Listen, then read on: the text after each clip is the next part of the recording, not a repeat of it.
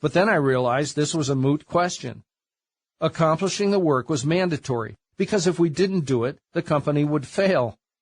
And my guess was that if we did do it, the company would flourish. So I swallowed the huge horse pill that there was some serious work to do, unexciting yet quietly potent documentation work, and plunged ahead full steam. Motivating yourself. To get off the mark, remember there will never be an easy button you can push to make everything instantly better. Documenting systems takes time and focus. But you're already working hard and long, so what's the big deal?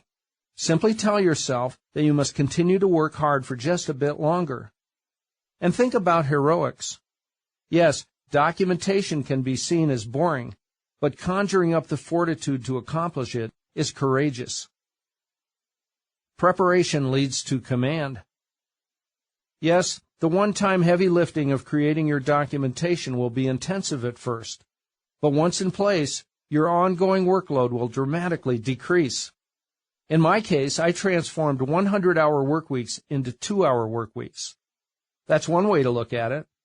The other way is that if you wish to keep working your long hours, or for whatever reason you have to keep working them, why not dramatically increase the quality and quantity of your output? For the salesperson, this means more money. For the corporate manager, it means a faster climb up the ladder. You will generate extra time, so you will be better able to prepare. And proper preparation leads to better command of future events, which leads to higher efficiency. Higher efficiency produces more available time, and some of that available time you will reinvest in additional preparation. This is the opposite of a cycle of diminishing returns. It's a cycle of increasing returns, a cyclical mechanism that builds upon itself to ever higher positive results. So the largest obstacle to better preparation is the reluctance to invest the necessary time to better prepare. At the beginning, even if you have experienced the insight that systems make up everything in life, you must be patient and self-disciplined.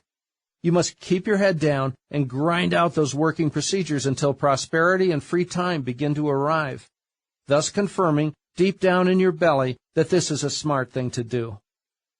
When the results begin to materialize, and it won't take long, I promise that you will become a fanatic for documentation.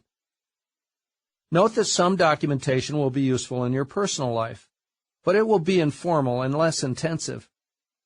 As a preview, here's a summary of what you'll create. There'll be more details in Chapter 10 and 11. First, strategic objective. The one-page strategic objective will provide overall direction. You will create it yourself. Spread out over several sessions, it won't take more than 6 to 8 hours to complete. Caution, this is not a job for a committee. It's a job for the leader, you. Once it's completed, you will get feedback from your staff, and superiors, if any. Over time, you will adjust it as necessary. As the years pass, it won't change much. Create a separate one for your personal life. In Appendix A, you will find Centratel's strategic objective. Second, general operating principles. Upon completion of the strategic objective, you'll begin to put together a list of general operating principles. Just 2 or 3 pages long, this condensed Guideline for Decision-Making document requires 10 to 20 hours to complete, but these hours will be spread over a period of a month or two as principles come to light. Yes, the creation of this document is also a job for you, although you will want to get input from others. You will extract these principles from your everyday experience while formulating them from the perspective of your new system's mindset. These principles are what you believe. Don't rush them. Be thoughtful and patient with yourself. Put them together carefully, and your principles will change little over the years. You'll want a thorough set for your business and a more informal set for your personal life. Centratel's 30 Principles document is in Appendix B. Third, working procedures. Instead of killing fires, you will spend your time creating a fireproof environment. Your working procedures will be the blue-collar tools of this effort. This documentation will be a collection of protocols that outline exactly how the systems of your business or your job will operate. Working procedures are not often necessary for your personal life, although the concept should travel with you everywhere. Brief, concise, and authored at first by you, and later mostly by your other key people, managers, staff, etc., 95% of your procedures will follow the same simple 1, 2, 3, 4-step linear format. The other 5% will follow an open narrative or checklist format. In fact, the operating principles document is itself a numbered narrative format working procedure. Every system process will have its own written working procedure. As you did with the general operating principles, you will begin creating your procedures documentation just after you complete your strategic objective. You will start with the most troublesome processes and then work down through dozens, if not hundreds, of additional ones, depending on the complexity of your business, job, or profession. But even over this initial period, it won't be a full-time job. And if you have staff, remember that it's a bottom-up strategy. Train your best people to do the legwork. Responsive to your everyday business experience and adjusted with evolving circumstances, working procedures are fluid. See samples in Appendix C. Lifestyle requirements. If you choose to live a certain lifestyle, that lifestyle has certain requirements. There are tasks that must be accomplished. These are task requirements, not when I get around to it or if I feel like it undertakings. To achieve your desired lifestyle, you must accomplish these tasks whether you enjoy doing them or not. No matter how onerous the task or how little you want to do what is required, the payoff will arrive as long as you take the steps. Carry this thought around with you. I do not have to like the steps I must take. I just have to take them. 9 out of 10 people don't understand this. They think, rather, if I don't enjoy what I'm doing, then what I'm doing is incorrect. Bad presumption. The documents you will create are mechanical aids. However, there is something else that is important about them. They are tangible. Their physicality makes what you are doing and where you are going real. With written guidelines, you can put your hands on your work and your future. Every day you will see your direction and goals, and this will be a reminder to stay on the path. Always remember that surging thoughts, desires, and hopes are intangibles, and they can divert you. But documentation is real, and it will keep you straight. Your controlling documents do not have to be impeccable in the first drafts. They can be grammatically incorrect, the sentence structure can be less than optimal, and they can be brief. What is important is that you begin to create and use them. Just begin. You'll clean them up later. Inevitable emotional slumps. Like bedrock, your 3 master documents will stand against the storms that blow across your world. And what storms create the most havoc, reversing forward progress? Your own emotions. Documentation lays out everything that is important for getting you to a place of control in your life. Your beliefs about how the world works, what is most important to you, your goals and how you will achieve them, and how you will operate. Because of it, your forward progress will ebb only slightly as you encounter the inevitable emotional slumps that are part of the human condition. With the new methodology in place, you will minimize the impact of your personal downtimes. It may be slower progress during those times, but it will be progress. The key? Get outside yourself. So, there will be times when you think you are sinking, and when those times occur, your documentation will reach down and yank you to the surface before you drown. The strategic objective, general operating principles, and working procedures are your self-created guiding lights. In the tough times, they will remind you that your business is a system of systems, and that tweaking certain external and internal subsystems is what you must do. When you are not feeling strong and your emotions are negative, your guidelines are right there, ready to get you back on track, or at least keep you from straying too far. As Mick Jagger said, it's all right to let yourself go as long as you can get yourself back. When you realize you are watching your temporary depression from the outside, you will know you have reached a higher level of control. This is cognitive self-command, the ability to examine and adjust your own thinking from an external vantage point. You see your thoughts as independent of you, mechanisms unto themselves, singular tangible entities, just like any of the other system mechanisms under your direction. Your new perspective will remind you that the reasons for the downtimes are usually quite simple. Too little sleep, low blood sugar, excessive work or TV, negative people, gloomy environment, the payback for ingesting a mood-altering substance, and so on. Get outside these influences. Look down on them to see them for what they are. Then delete or adjust them so they will no longer drain energy or create depression. In my own life, being tired drives me downhill faster than anything else. Like clockwork, every afternoon between 1 p.m. and 2 p.m., I go into a physical and mental downturn, and I either nap it off or crawl through the mid-afternoon, understanding that my physical body and my thinking process is at low ebb. I never make important decisions or handle sensitive issues in that time frame. By 4 p.m., I'm fine again. Discover your own cycles and work with them. More on this in Chapter 19. Storms of the criminal mind. The criminal mind has a certain grasp of the base mechanics of the world, maybe more so than the average law-abiding citizen. In the classic colloquial sense, the criminal works the system, as he or she strips away the niceties, examines the raw mechanics, and without concern for others, manipulates those mechanisms to selfish benefit. Yes, the criminal approaches life with a malefic bent, but one can't deny that it's a system's approach. In any case, criminality is a losing game because it's an imperfection in the overarching primary societal machine, a machine that automatically works hard to eliminate flaws one way or the other.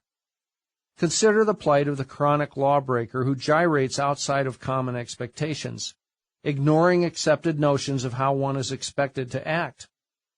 For greedy reasons, the criminal takes shortcuts, exploits exposed system components, and makes small-time gains. As the societal system is manipulated without regard for fairness and compassion, the bulwarks of a just society, personal pain arrives in an overt way.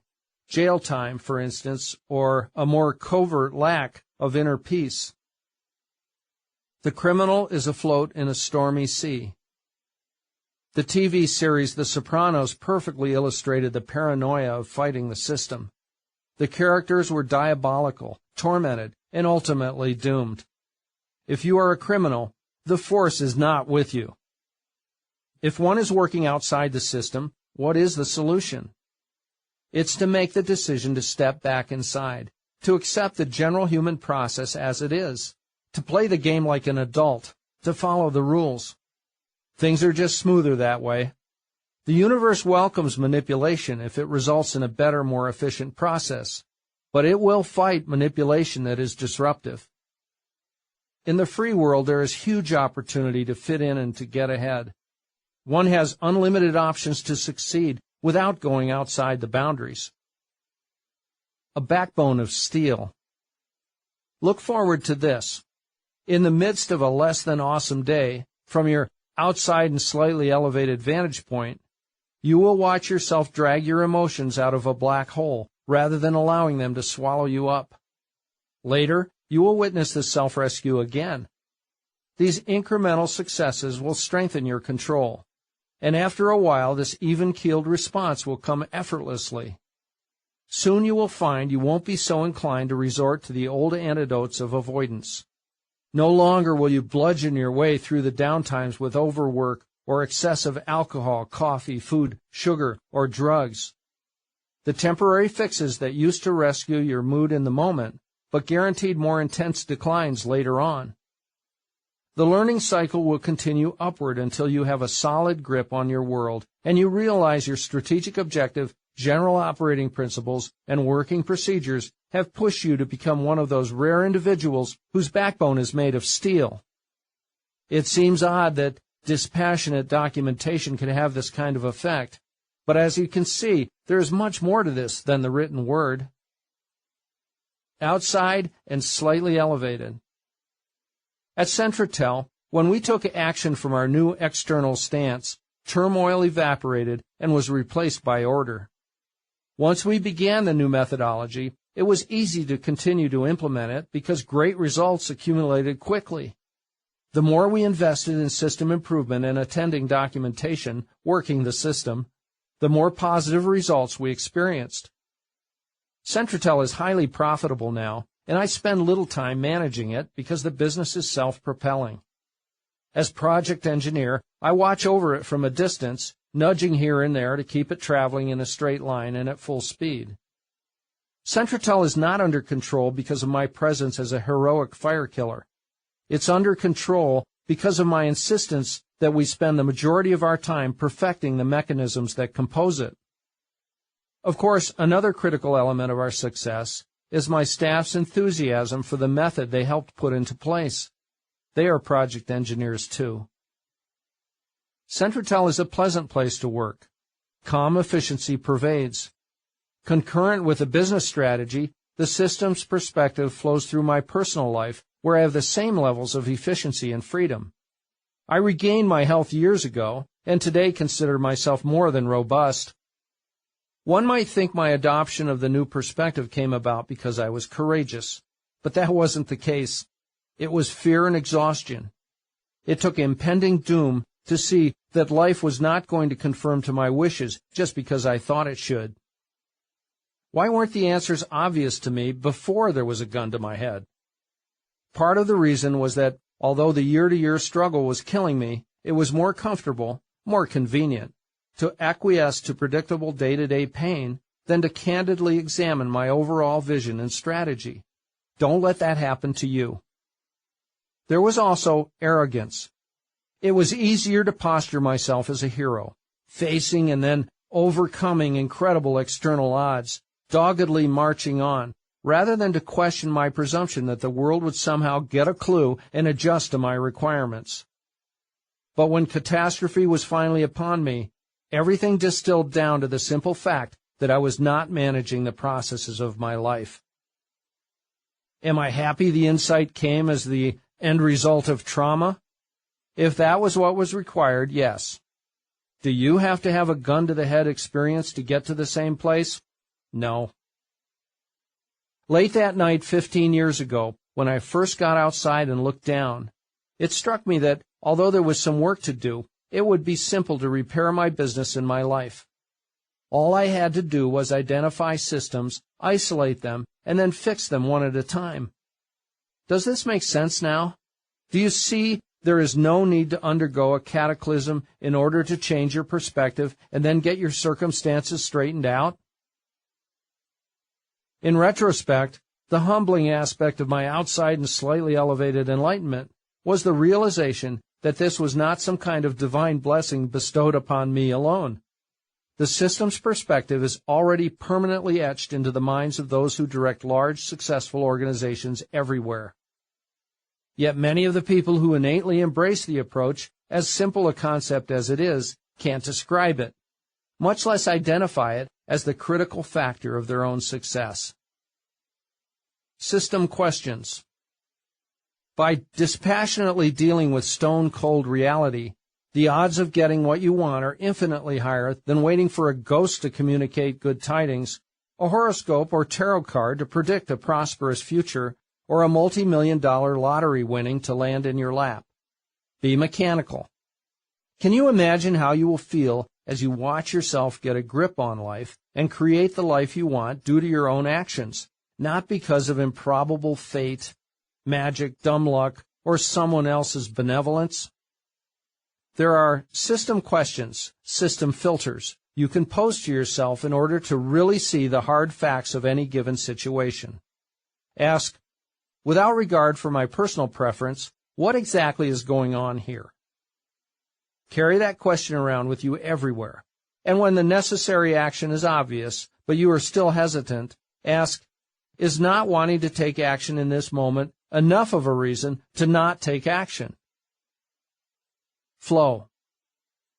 You watch in fascination as the world's endless processes ripple on. It's flow, and you like being a part of it. You view your existence from this very nearly metaphysical perspective that is a step away and a little bit above yourself and your world. In your life, your job is to modify your systems, gently goading each to more and more efficiency. Regarding systems that are outside of your control, you make no attempt at adjustment because it is a waste of time and energy. The world operates at 99.9% efficiency because there are unalterable physical laws that are powered by an unfathomable strength, a strength that hungers for order and efficiency. In the systems that make up our lives, results occur in a cold-blooded way. Outcomes don't mysteriously conform to our individual desires just because we want them to. But this is a good thing because this mechanical reality is predictable. It is something we can depend on and therefore confidently use to our own benefit. When you understand the utter dependability of the world's mechanics and then carefully adjust those mechanics, you will get what you want in your life. 3 large steps ahead. In the middle of my business and health rejuvenation, I was pounded hard by 2 unexpected earth-shaking blows. One was the nasty legal battle mentioned earlier. The other was a bone-crushing personal family loss. Those 2 nightmares arrived at the same time. The first lasted 2 years, the second 3. It was painful during those dark times, but I was able to roll through the days with sanity and effectiveness, watching the goings-on from my outside and slightly elevated vantage point. Swallowing that horse pill so long ago was well worth it. The new posture is natural and unforced. Here is how it will be from this point forward. You wake up in the morning with an immediate focus on what is most important for the day ahead. The day's tasks will be one-time creative efforts, each aimed at carrying you closer to the objectives outlined in your 2 strategic objective documents, one for your business, one for your personal life. Although you will minimize stepping backward, there's no avoiding it because that is what getting through the day includes. You accept these backward stumbles as part of the overhead that comes with a much more significant movement forward. 3 large steps ahead for every 1 small step back. And the inevitable earthquakes? You'll be ready. And at the end of the day, you feel satisfied because there has been tangible advancement toward your prime objectives. Working or relaxing, you don't float or obsess anymore. You direct, build, watch, and enjoy. It flows. The giant machine. The world's largest manufacturer of computer printers keeps a factory running 24/7, 365. The non-human mechanical and electronic workers don't take breaks, and they toil their entire lives in this fixed location. A daily line of transport trucks delivers raw materials and picks up fully packaged products. A few cars in the tiny parking lot indicate there is merely a small contingent of human workers present.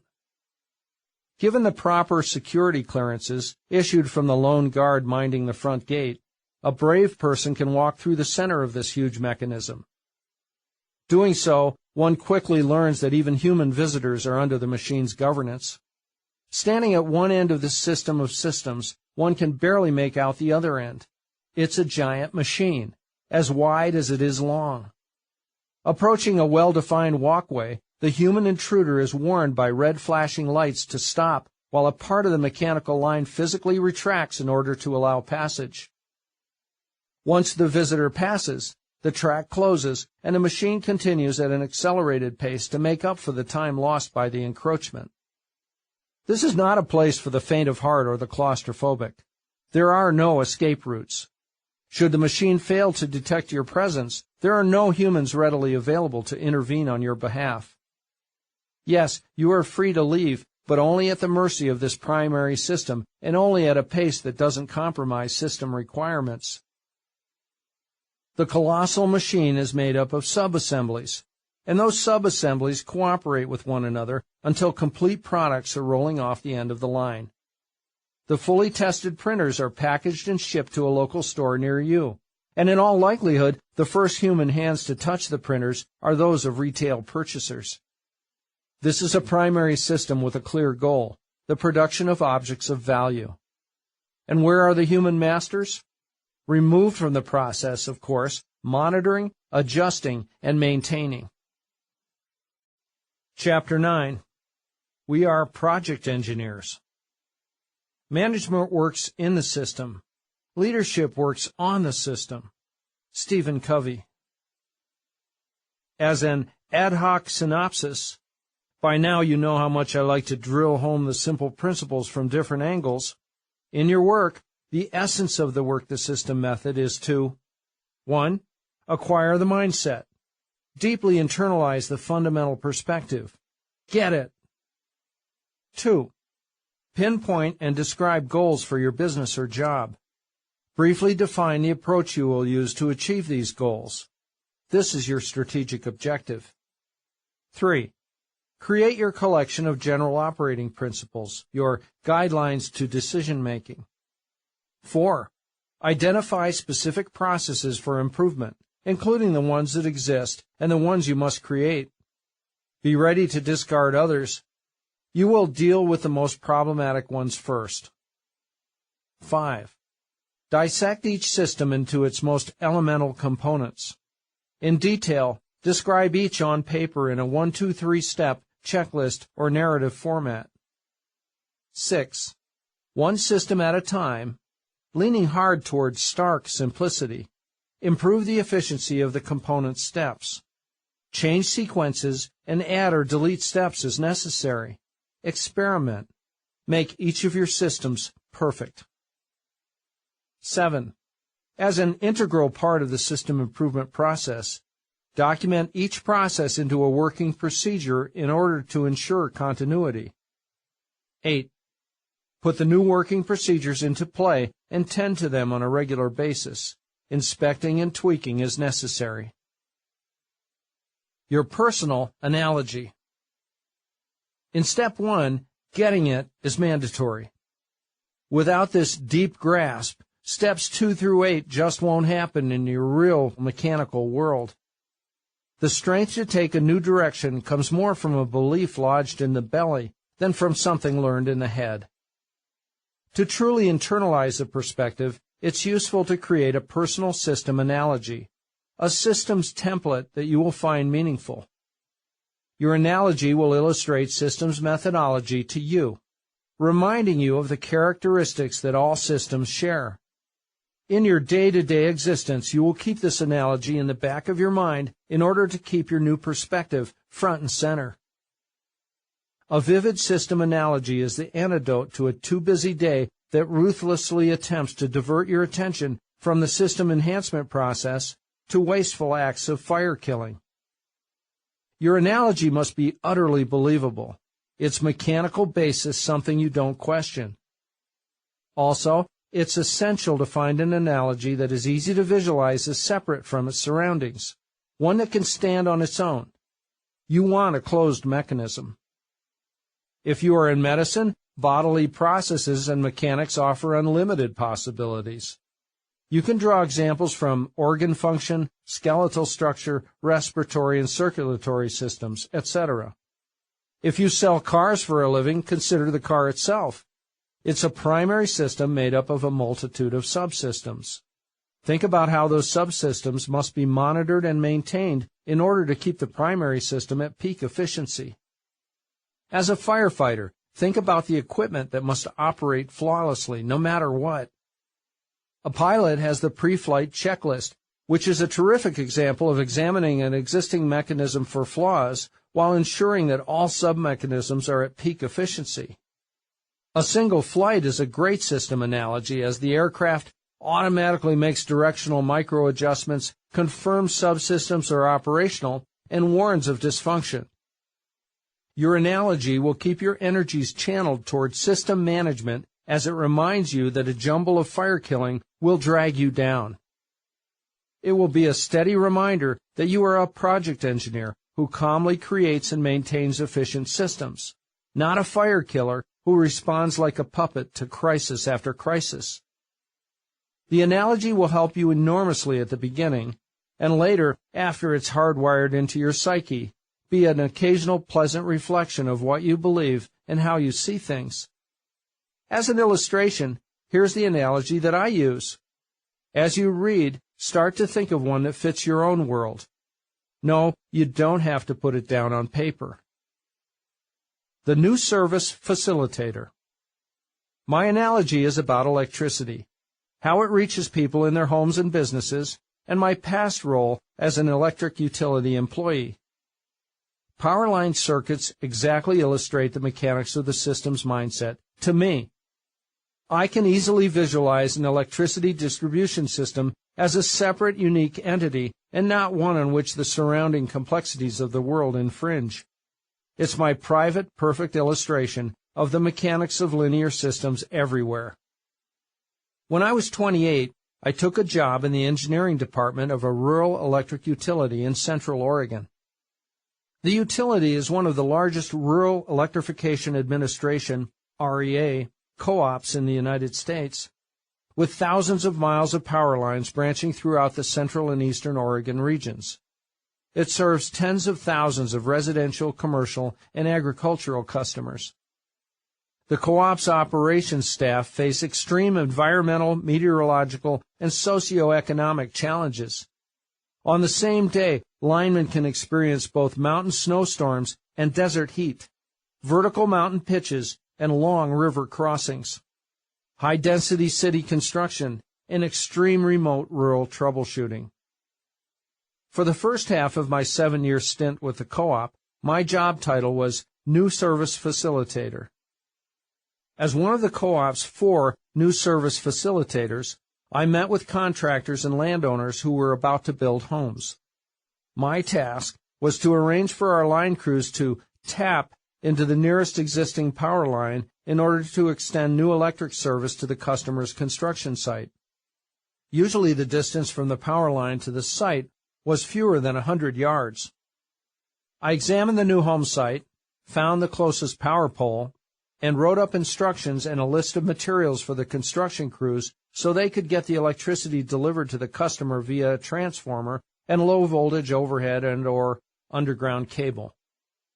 My job had little to do with a primary electrical distribution system. My area of responsibility was outside the massive power-generating dams that creates the electricity far to the north on the Columbia River, and had nothing to do with the thousands of miles of high-voltage power lines and associated complex equipment that distributes electricity in bulk throughout the region. My simple task was to establish small power line extensions to individual new customers. These low-voltage subsystem extensions were minor additions to my utility's massive electricity distribution network, the primary electrical system. I filled this position as new service facilitator for 3 years, and then was promoted. My new job moved me from the periphery of the electricity distribution system to the heart of it, where I would have a much greater impact on the primary network itself and on the many customers it served. My job title was now Project Engineer, a precise description of my new role. And in your new role, it will be your title too, so pay attention here. I would be responsible for designing and supervising the construction of large, high-voltage distribution feeders into whole subdivisions, as well as working on complex projects that affected thousands of customers at a time. It was also my job to keep an eye on large segments of the primary electrical system in order to spot problems and to recommend repairs and revisions. There was the necessary overall maintenance, too. System components aged and the environment changed, and it was my task to monitor these variables and submit designs for fixes and upgrades.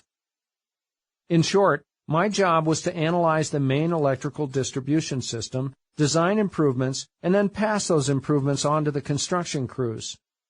It was here, in my role as project engineer, that I learned the concept of system improvement. I put my designs down on paper using a precise format. The goal was to be thorough yet concise, to give the line crews the information they needed, no more, no less, so they could proceed quickly through the construction work. Note how the analogy describes my transition from handling small and isolated add-on tasks to large internal system improvement projects. Also note there were strict design and documentation protocols. Flirting with the new perspective. My previous position and my new position had an important commonality. In each case, when I went to work, from the beginning of the day to the end of the day, I was focused on the co-op's electrical network. While I was on the job, the system stood separate from the rest of the world. Sure, I took breaks, had lunch, and made a personal phone call now and then, but all in all, the electricity distribution system, the network of poles and wire, was paramount in my consciousness, standing out in my mind as its own entity, separate and distinct from my children, finances, politics, or health. When I was on the job, the electricity distribution system had my focused attention as if nothing else existed. And it was not just separate in my mind, it was that way in reality, an independent mechanism inserted into the world, spreading its tentacles in order to fulfill its singular purpose of delivering electricity to lots of people. At day's end, as I returned home to pay attention to the other systems of my life, I changed my perspective as if a switch had been flipped. At the time, I didn't consciously notice this daily transition, and little did I know that I was quietly internalizing the outside and slightly elevated system improvement perspective that would dramatically change my life many years later. If you are like most people, you already have an unconscious tendency to dissect complexities so the exposed components can be dealt with one at a time. The work the system method will turn the soft, ephemeral proclivity into an assertive, structured quest, an everyday pilgrimage to isolate and then work the systems that compose your world. System management. So, with the promotion at the co-op, my role morphed from designing small subsystems for individual customers to improving elements of the primary electrical system that serve thousands of customers.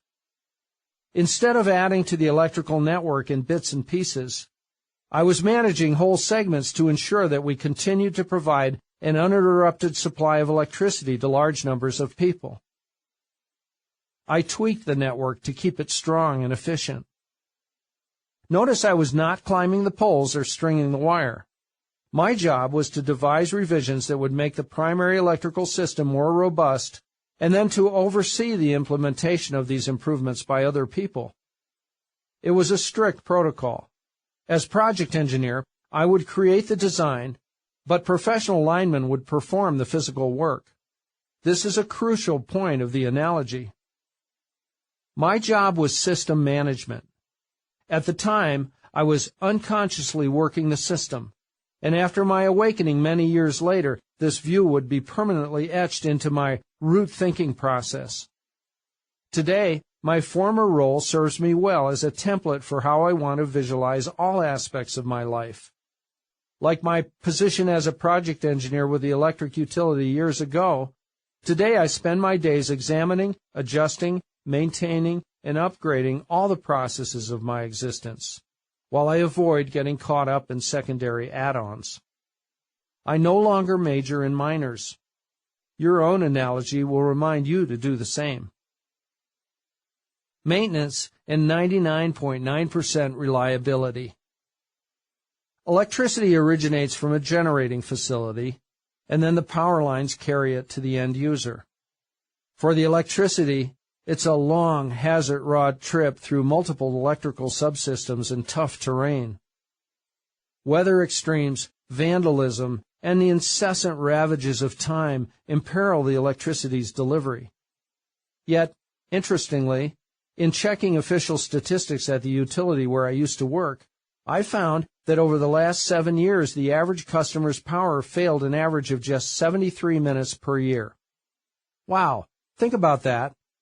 There are 525,600 minutes in a year, which means the average electric utility customer had steady electric power more than 99.9% of the time. Does that percentage sound familiar? In considering a power line's path through hundreds of miles of hostile environment, combined with the volatile high-voltage electricity itself, which is so anxious to escape its confining wire conductor, How does the staff of an electric utility accomplish this astonishing degree of reliability? They do it by viewing their electrical network as a closed mechanical system that must be assertively maintained, not as a conglomeration of poles, wire, and equipment that receives attention only when there are problems. The people employed by the electric company start by designing and installing a robust electrical machine, and then, via a corporate-wide systems approach, they pander to it. In any part of life, in order to avoid system failure and to ensure top efficiency, the performance of regular system maintenance is mandatory. Changing the car's oil, conducting staff meetings, watering the household plants, dinner out with one's spouse, ball games with the kids, bonuses for the best performing employees, routine visits with customers, record keeping, physical fitness, etc. However, for people in the grip of chaos, these important wheel-greasing chores are the first casualties. In so many life situations that include careers, marriages, friendships, mechanical devices, play, homes, health, all of it, the necessary routine maintenance is skipped because of fire killing, simple laziness, and especially ignorance of the way linear systems execute in the real mechanical world. Without proper recurring attention, outside factors, yes, parasitic outside systems, will cannibalize your efficient processes. Your fine-tuned systems must be kept on track. For me, an especially satisfying personal maintenance system is the daily half hour I spend at home working my reorganizing system. This is perhaps my simplest system, nothing more than an allocated daily time period dedicated to a narrow purpose. 30 minutes spent reorganizing. It's free-form time used to clean things up, straighten out my office, my closet, the garage, my email inbox. Sometimes it's going outside and pruning the shrubs. It's about putting my individual life facets in order, and it's the antidote to insidious clutter, both physical and mental. Another one of my free-form maintenance systems is reading, preferably a book or a magazine, not a computer screen. I read daily for at least an hour, usually more. It's therapy, as it removes the mental frenzy that can accumulate through the day. In the wonderfully profound movie Joe versus the Volcano, the Tom Hanks character is diagnosed with a fake disease called brain cloud. That's a good description of my mental state when I don't read for a few days. Watch things from a distance. As I visualize an electrical power network as an analogy for all the systems of my life, I'm reminded to avoid being a worker and instead be a project engineer. In your own life, as you apply your analogy to your business or supervisory job, you will find yourself deflecting hands-on work to others, or automating, or discarding useless systems altogether. Instead of doing the work, you will be creating new systems, devising enhancements for existing ones, and supervising the people who perform the actual work. Of course, if you are a traditional artist or other creator, this will not be entirely true. Yet, whatever your life's role, there is room for significant movement in the work the system direction, a direction that will dramatically improve your life. I'll discuss more about job and creator aspects in Chapter 19. In considering your new analogy and via your new posture as a project engineer, you will begin to watch your existence from a distance. The more time you spend seeing your life from this bird's-eye view, the faster you will attain your goals, and the more time you'll have to spend on this outside and slightly elevated perch. It really is this simple. Avoid becoming caught up in the work. Instead, step outside, look down, and isolate individual systems in your head and on paper. Then, deciding overall what you want them to accomplish, identify defects as well as outside changing situations. Then, improve the systems while always documenting the revisions. Because you have designed these system mechanics to operate without your constant involvement, you can then back off and occasionally, but routinely, monitor and direct. After just a short while, you're going to get good at this. I approach all my systems from the project engineer's viewpoint. Systems to stay fit, keep in touch with extended family, invest money, maintain computers, and even climb mountains. In the beginning of my new life posture, I would constantly visualize my electric system analogy and its dictate that my role be that of a project engineer. Now I don't think about it too often because the system mindset is permanently hardwired inside my being. In every aspect of my life, I am a project engineer. What's your analogy? A car? A human body? An airplane? A ship? See the simple beauty of your encapsulated parallel and apply it in every situation you find yourself. You can do this because all systems everywhere operate in exactly the same way. This is not theory. This is mechanical reality. Toilet paper. This illustration borders on the nonsensical, but it makes 2 points. First, the system's perspective is not common. Second, once the logic of it is understood, the perspective will become permanently ingrained. As an example of system thinking, and at the risk of making an awful pun, reaching for a piece of toilet paper is the bottom line. Toilet paper is a mandatory accessory. It may be the one material thing that all of us have used daily for all of our adult lives. As an illustration of a system that is ubiquitous, it's perfect.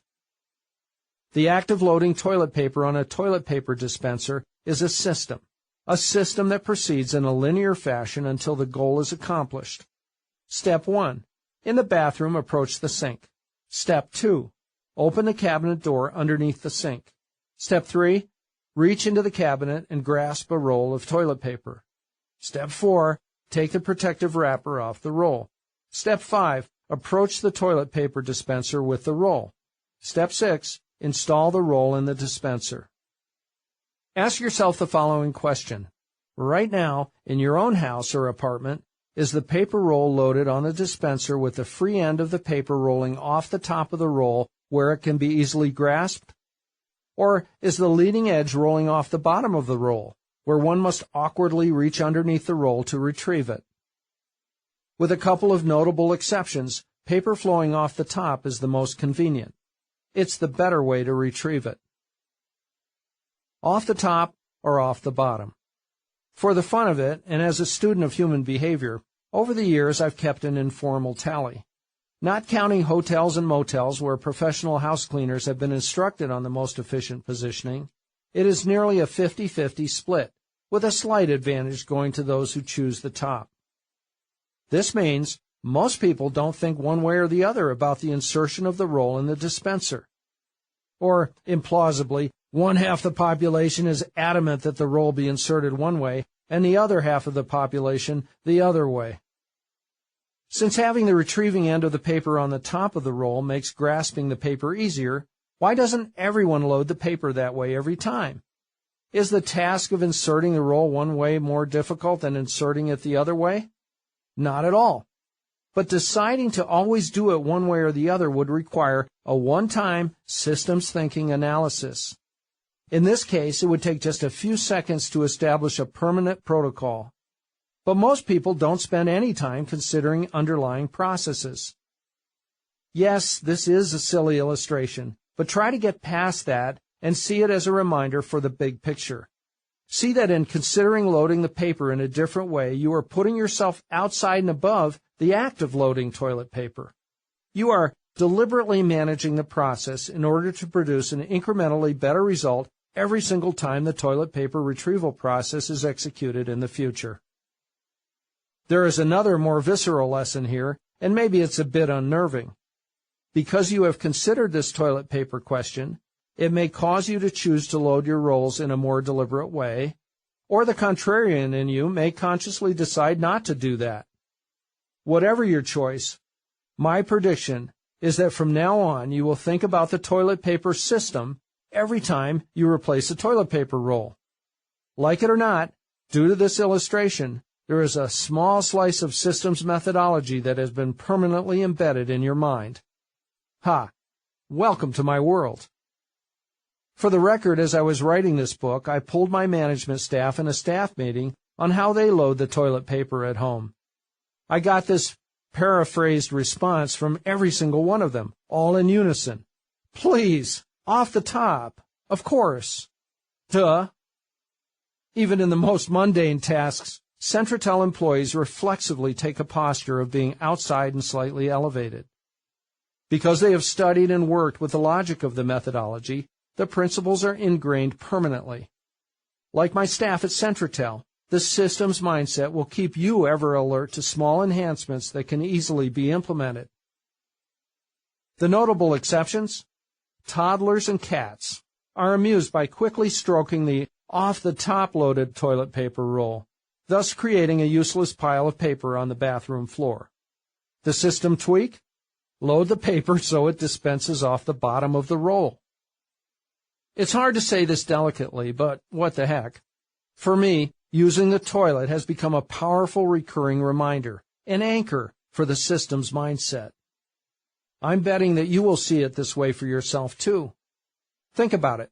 Several times every day, the bathroom experience happens out of necessity. And what goes on in there involves several important systems. The human body with its requirements for fuel, nutrients, and elimination of waste. The freshwater delivery system of the community and the household. The sewage system, too, where waste is taken away, ultimately to be purified and sent back into the environment. These are critical yet underappreciated systems. Until one is in the midst of using them, there, quietly in the privacy of the small room.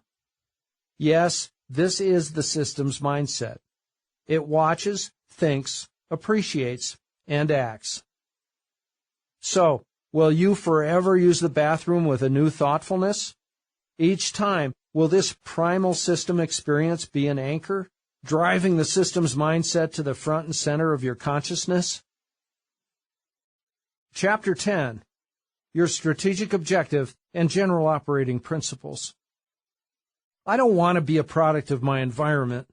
I want my environment to be a product of me.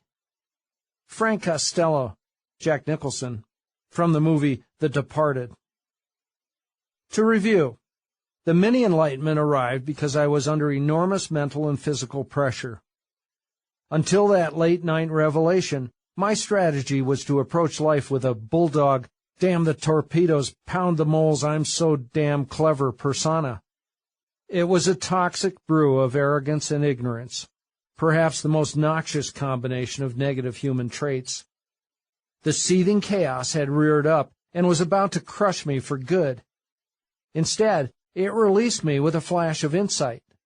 I dropped the bulldog routine, adopted a new outside and slightly elevated perspective, and found new confidence.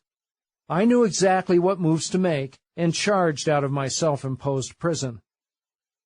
Boring but true, to end workplace chaos, get the system elements down on paper. First, put together the strategic objective. It will require a few hours to develop a draft and a few more hours over a couple of days to get it right.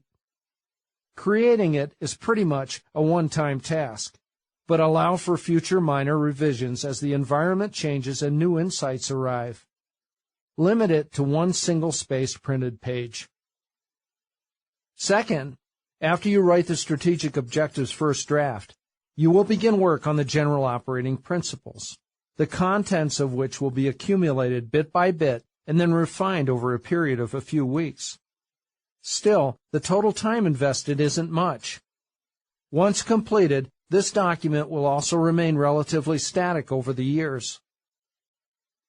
Third, you will begin to create a collection of working procedures. A working procedure is in itself the archetypical system. Products of the system improvement process, each is an exact guideline for executing the system it describes. This third document will be addressed in detail in the next chapter. Over the long term, you and your staff will spend 99% of your documentation time creating new working procedures and improving existing ones. Be patient and trust me here. Create your strategic objective and operating principles first. They are the foundation of your working procedures. At work, All three documents will remain front and center in your mind. Remember this, and trust me here too. For every unit of effort and time you expend on the three documents, the return in time and financial freedom will be at least 100-fold. I'm not exaggerating, and in fact, I'm being conservative. Creating your strategic objective. As I first saw the business from the new outside and slightly elevated vantage point, I realized that Centratel had no direction or objectives. Without a clear pathway, how could we reach our targets?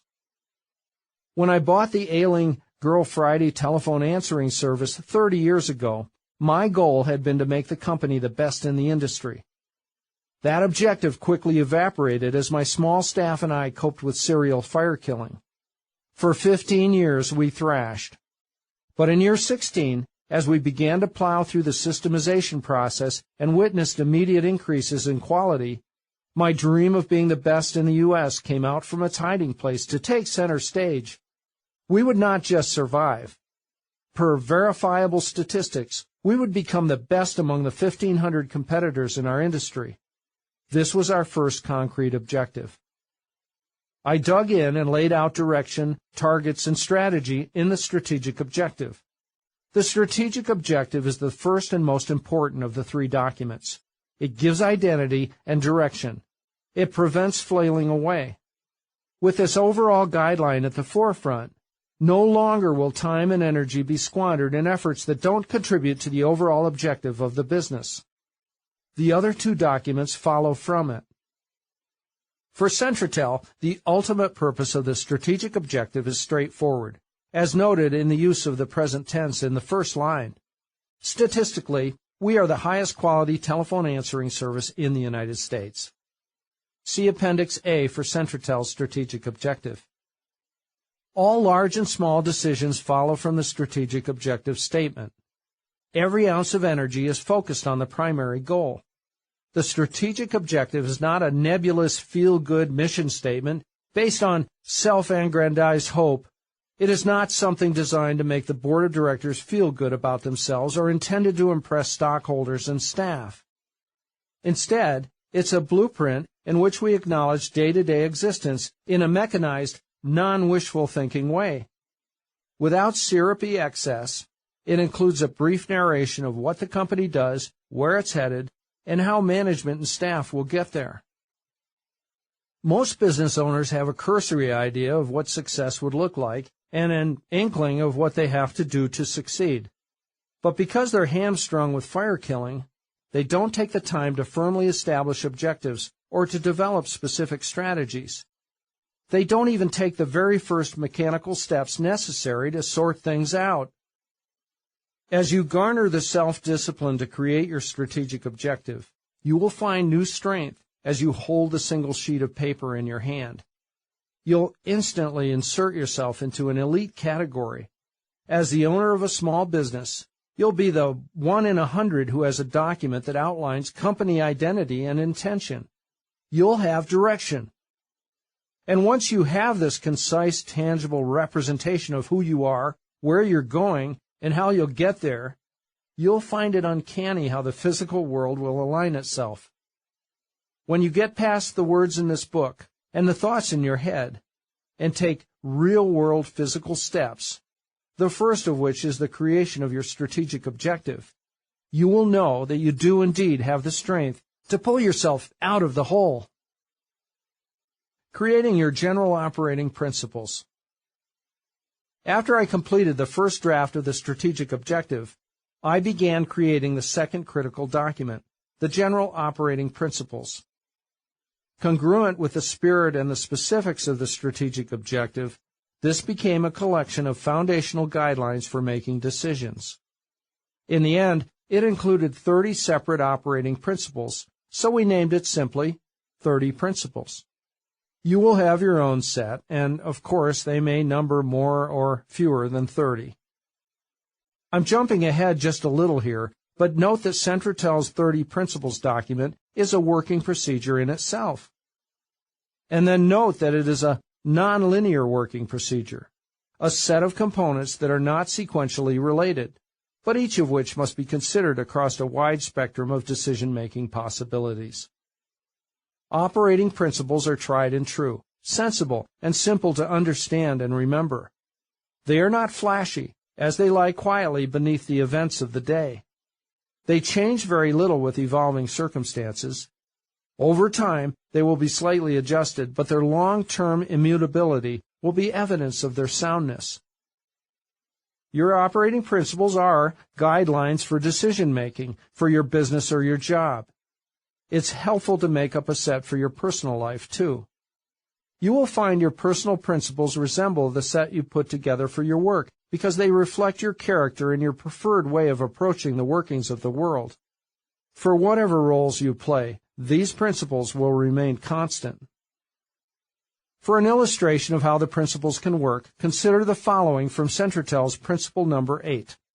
Just a few services implemented in superb fashion. 12 years ago, this tenant mandated that we stop selling cellular telephones as an add-on service. Because we could not depend on the quality of customer service provided by the cellular company for which we were an agent, this decision ensured that all of our products would be high quality. It also simplified our operation. Had we not written down this principle in tangible form and then abided by it, we could still be selling cell phones at a considerable detriment to our overall operation. Another example is principle number 30. We strive for a social climate that is serious and quiet, yet pleasant, serene, light, and friendly. Because this principle is written down, our office is like that. The principle is a hoop through which all decisions must pass. The openness of the physical layout, abundance of live, decorative plants, the special full-spectrum lighting, the orderliness and quietness of it all make Centratel a comfortable place to work and a nice place to be. The general operating principles, like the elements of the strategic objective, keep us steadily moving in a focused direction, whether there's a tendency toward non-action on the one hand or a momentary burst of impetuousness on the other. We are dogmatic about following our principles. The strategic objective keeps us focused. The principles document guides our decision-making so we are in keeping with the strategic objective. Don't expect your principles document to be finished in one sitting. Because it was sometimes 2 minutes here and 5 minutes there, it took me more than a month to create the rough list, select the proper wording, and polish it. Begin by writing down several principles you already have in mind. Then take notes as additional principles pop up into your head in the course of the day. Be sure to seek others' input as you put your list together. Centratel's 30 principles are listed in Appendix B. Why can't we find employees? It's our greatest challenge. Centratel's pay and benefits are very good, but no matter how aggressively we advertise our positions, we don't have many job applicants. Because we have a hard time finding qualified people, we are fortunate that our current staff has little turnover. But the irony of simultaneous recruitment challenges and staff stability is understandable. If one digs a bit, it becomes clear why we have problems finding job applicants and the good fortune of having high staff stability. It's our drug testing policy, as posted in the employee handbook. Before we instituted drug testing, we had plenty of job applicants, but there was high staff turnover. A staff that uses drugs is flighty, and a flighty staff means call handling expertise achieved through long-term experience and unhampered focus won't happen. People come and go, physically and mentally.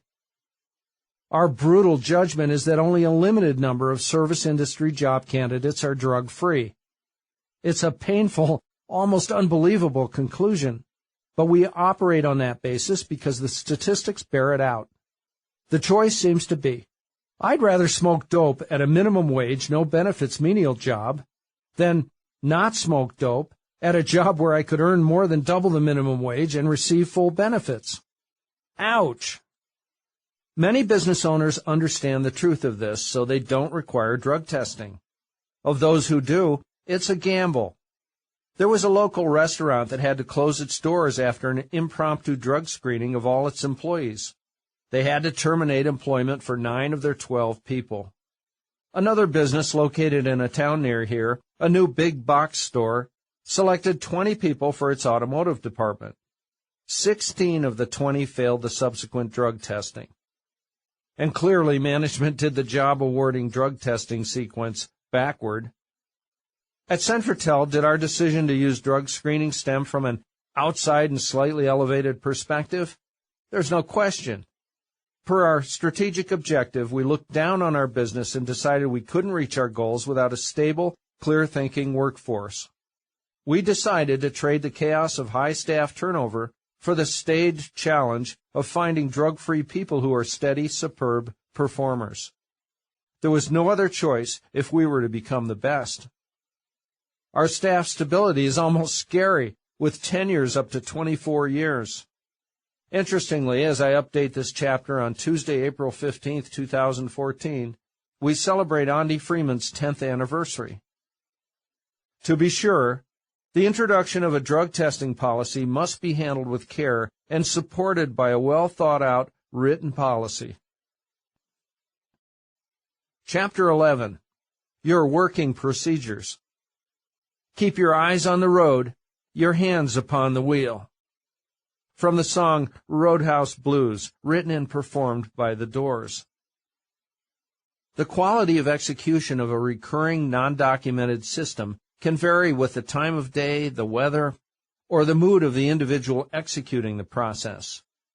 In the workplace, salvation lies in making these ubiquitous organic human systems as tangible as the mechanical entities that surround us. Boring but true, we do this with documentation.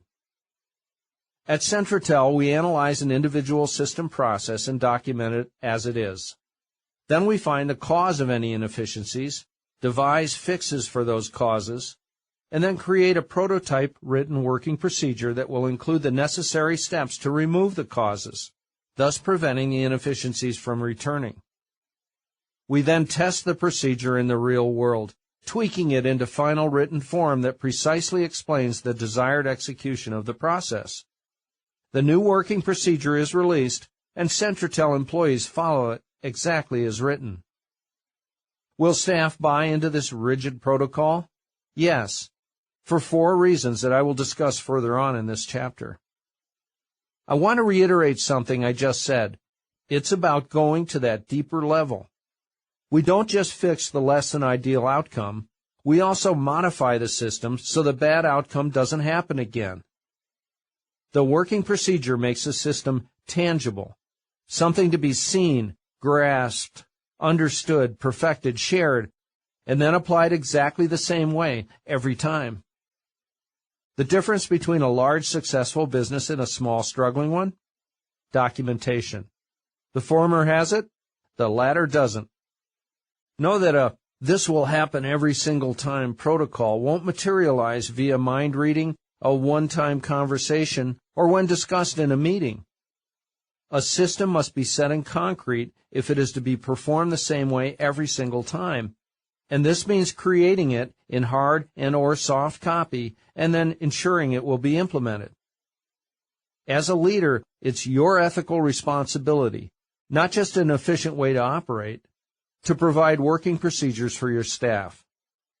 I occasionally remind my employees that it is my personal moral obligation to provide them with the tools to do their jobs. Expecting an employee to be able to read the boss's mind is not just an absurd expectation, it's unfair. I tell them that.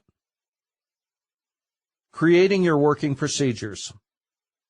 At Centratel, the same inefficiencies kept cropping up over and over, devouring any bottom-line profit and literally killing me physically. These recurring problems were the natural result of undocumented and therefore unmanaged organic work systems. Now, working procedures prevent serial headaches by converting uncontrolled organic work processes into predictable mechanisms. We have approximately 400 of them. Depending on the task, working procedures can range from the utter simplicity of 2 short sentences to line after line of detail encompassing a dozen pages. From the overall operation, we isolate systems into enclosed system package units, and then outline each on paper in simple, linear, chronological format. First this happens, second that happens, third, etc. We also have a number of nonlinear working procedures that better explain themselves in either a narrative, bullet point, or checklist format. After documenting a given protocol as it is, as a team, we analyze the mechanical process and then develop a streamlined finished product with attending final working procedure tweaks. This is important. We mentally remove ourselves in order to look down from above, to study the entire written document. This way, we can grasp the whole system, and then, with that overall understanding, make precise adjustments. We fine-tune the working procedure to make it the best we can. Then we implement it. Everyone follows the new procedure exactly as it is written. Over time, we tweak it to perfection as we use it repeatedly. It's a living thing, and we constantly work it to make it better and better. We follow this routine over and over again, making every individual system impeccable. Note that our working procedures often appear in physical hard copy, on paper, but most of the time they exist solely in digital form in the software platform we've created. Go to businessdocumentationsoftware.com. Feathers in the wind. Remember, a working procedure must be in written form. Instructions that are not written down are feathers in the wind. Think of it this way. You can't represent yourself as being a college graduate unless you have the diploma. No diploma, no degree. No exceptions.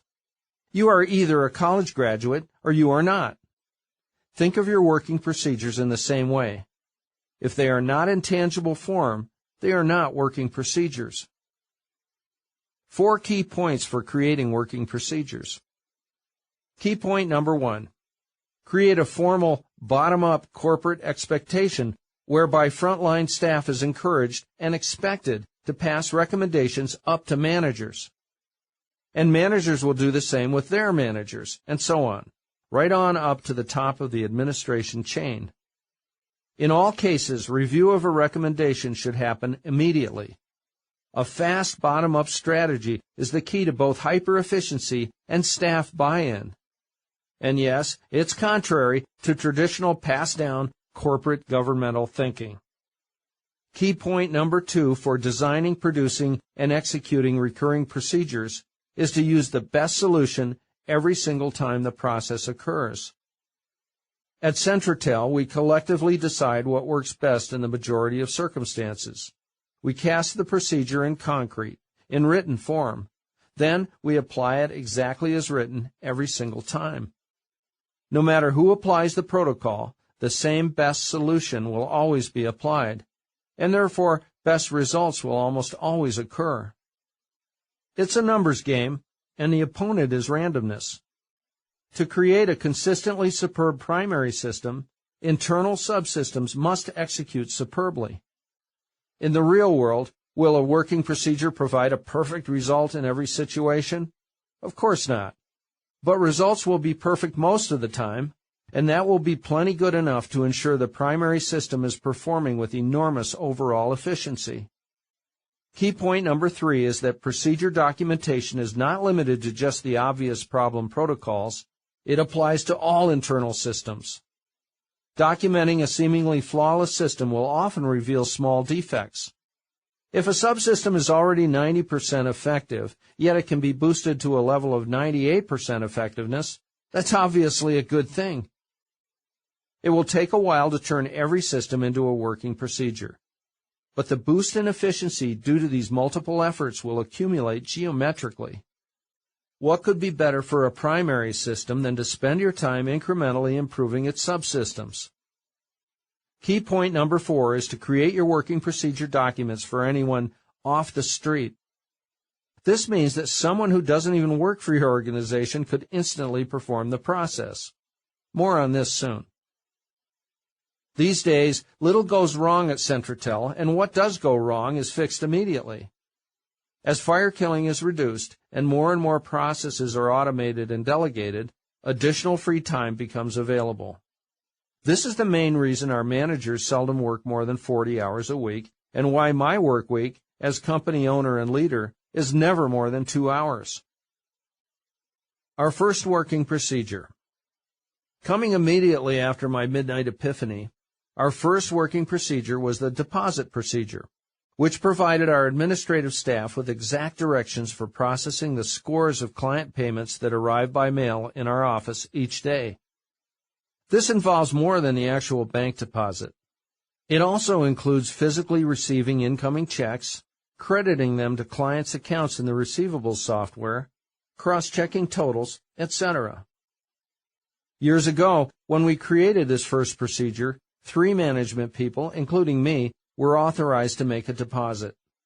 Whoever was available on any particular day did it. Sometimes it took 30 minutes, other times 60 minutes. No written instructions existed. The reason we focused on the deposit procedure first was because it was a critical system and it had deep flaws. It seemed to be our most troublesome system. Without any protocol, with each of us performing the task in our own unique way, we too often made random mistakes, seldom in Centratel's favor.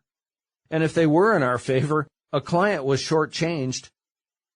Sometimes we applied payments to the wrong accounts, and too many times deposit sums were incorrect. One time, a $3,000 bank deposit was lost by one of our managers, only to be inadvertently discovered weeks later under her car seat. Of course, any wasted money was subtracted dollar for dollar from the bottom line. As we describe in Operating Principle Number 10, the money we save or waste is not monopoly money. And with all the gyrations and outright errors, the process was taking too much time, and that was a waste. So the 3 of us put our heads together. After thoroughly interviewing my managers, this first working procedure took me 4 hours to compose. Then, to make it perfect, it took maybe 3 more hours spread over a couple more days. This first deposit procedure contained 53 individual steps. Here's how it went. Step 1. Put the envelopes in a stack in front of you on the desk and open all the envelopes. Do not yet take the contents out of the envelopes. Leave them in a stack. Step 2. Open the receivables software and go to the deposit module. Step 3, etc. Progress through the procedure up through the last step, Step 53. Place the bank deposit receipt in the daily deposit file in the receivables file cabinet in the CFO's office. We agreed that if any one of us saw room for betterment in the procedure, we would collaborate on the spot. If we were convinced the change would improve the process, we would instantly update the working procedure, and just as quickly implement the revised version. This is important. A published procedure itself is inflexible. Yet, we will immediately change the construction of the procedure if the change will improve it. This change it immediately parameter is exactly congruent with our Do It Now operating principle number 14. We put the deposit procedure into play. From then on, no matter who performed it, the deposit process proceeded the same way every single time. Over time, we incrementally improved it, and each time we improved it, the procedure became more efficient. We built double checks into it so we knew for certain the payments were tallied correctly, and we added steps to ensure that the deposits made it to the bank. Because we put the procedure together in a simple 1, 2, 3, 4 format, anyone within the company could make a deposit. As a result, I didn't make deposits anymore. All these years later, I recall the moment I physically handed the brand new written working procedure to someone else. I remember wondering happily, is it really possible I'm not ever going to have to do this again? And I also remember realizing that because of the written procedure's simplicity, I didn't have to take the time to train the staff member on how to execute the task. I just physically handed over the working procedure and walked away. It was a profound moment in time that I will never forget. And that was the point when I knew we would document every system in the company. Completing that first working procedure reduced my personal workload by at least 2 hours each week. That's 2 hours per week saved over 15 years. Do the math. That's the equivalent of 7 months of 40-hour work weeks. Yeah, man. In its own way, that first procedure was a tiny masterpiece. And yet, through the years, we've continually polished it to even greater effectiveness. Since we started using it, there has been only one small, easily corrected error. Of course, repairing that particular error was cause for yet another small enhancement in the written procedure.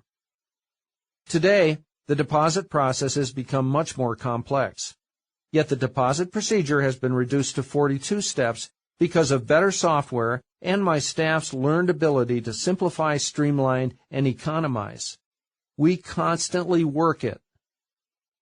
We recently added a check reader that allows Teresa, our accounts receivable manager, to make deposits without physically leaving the office. This means greater security and even more time savings.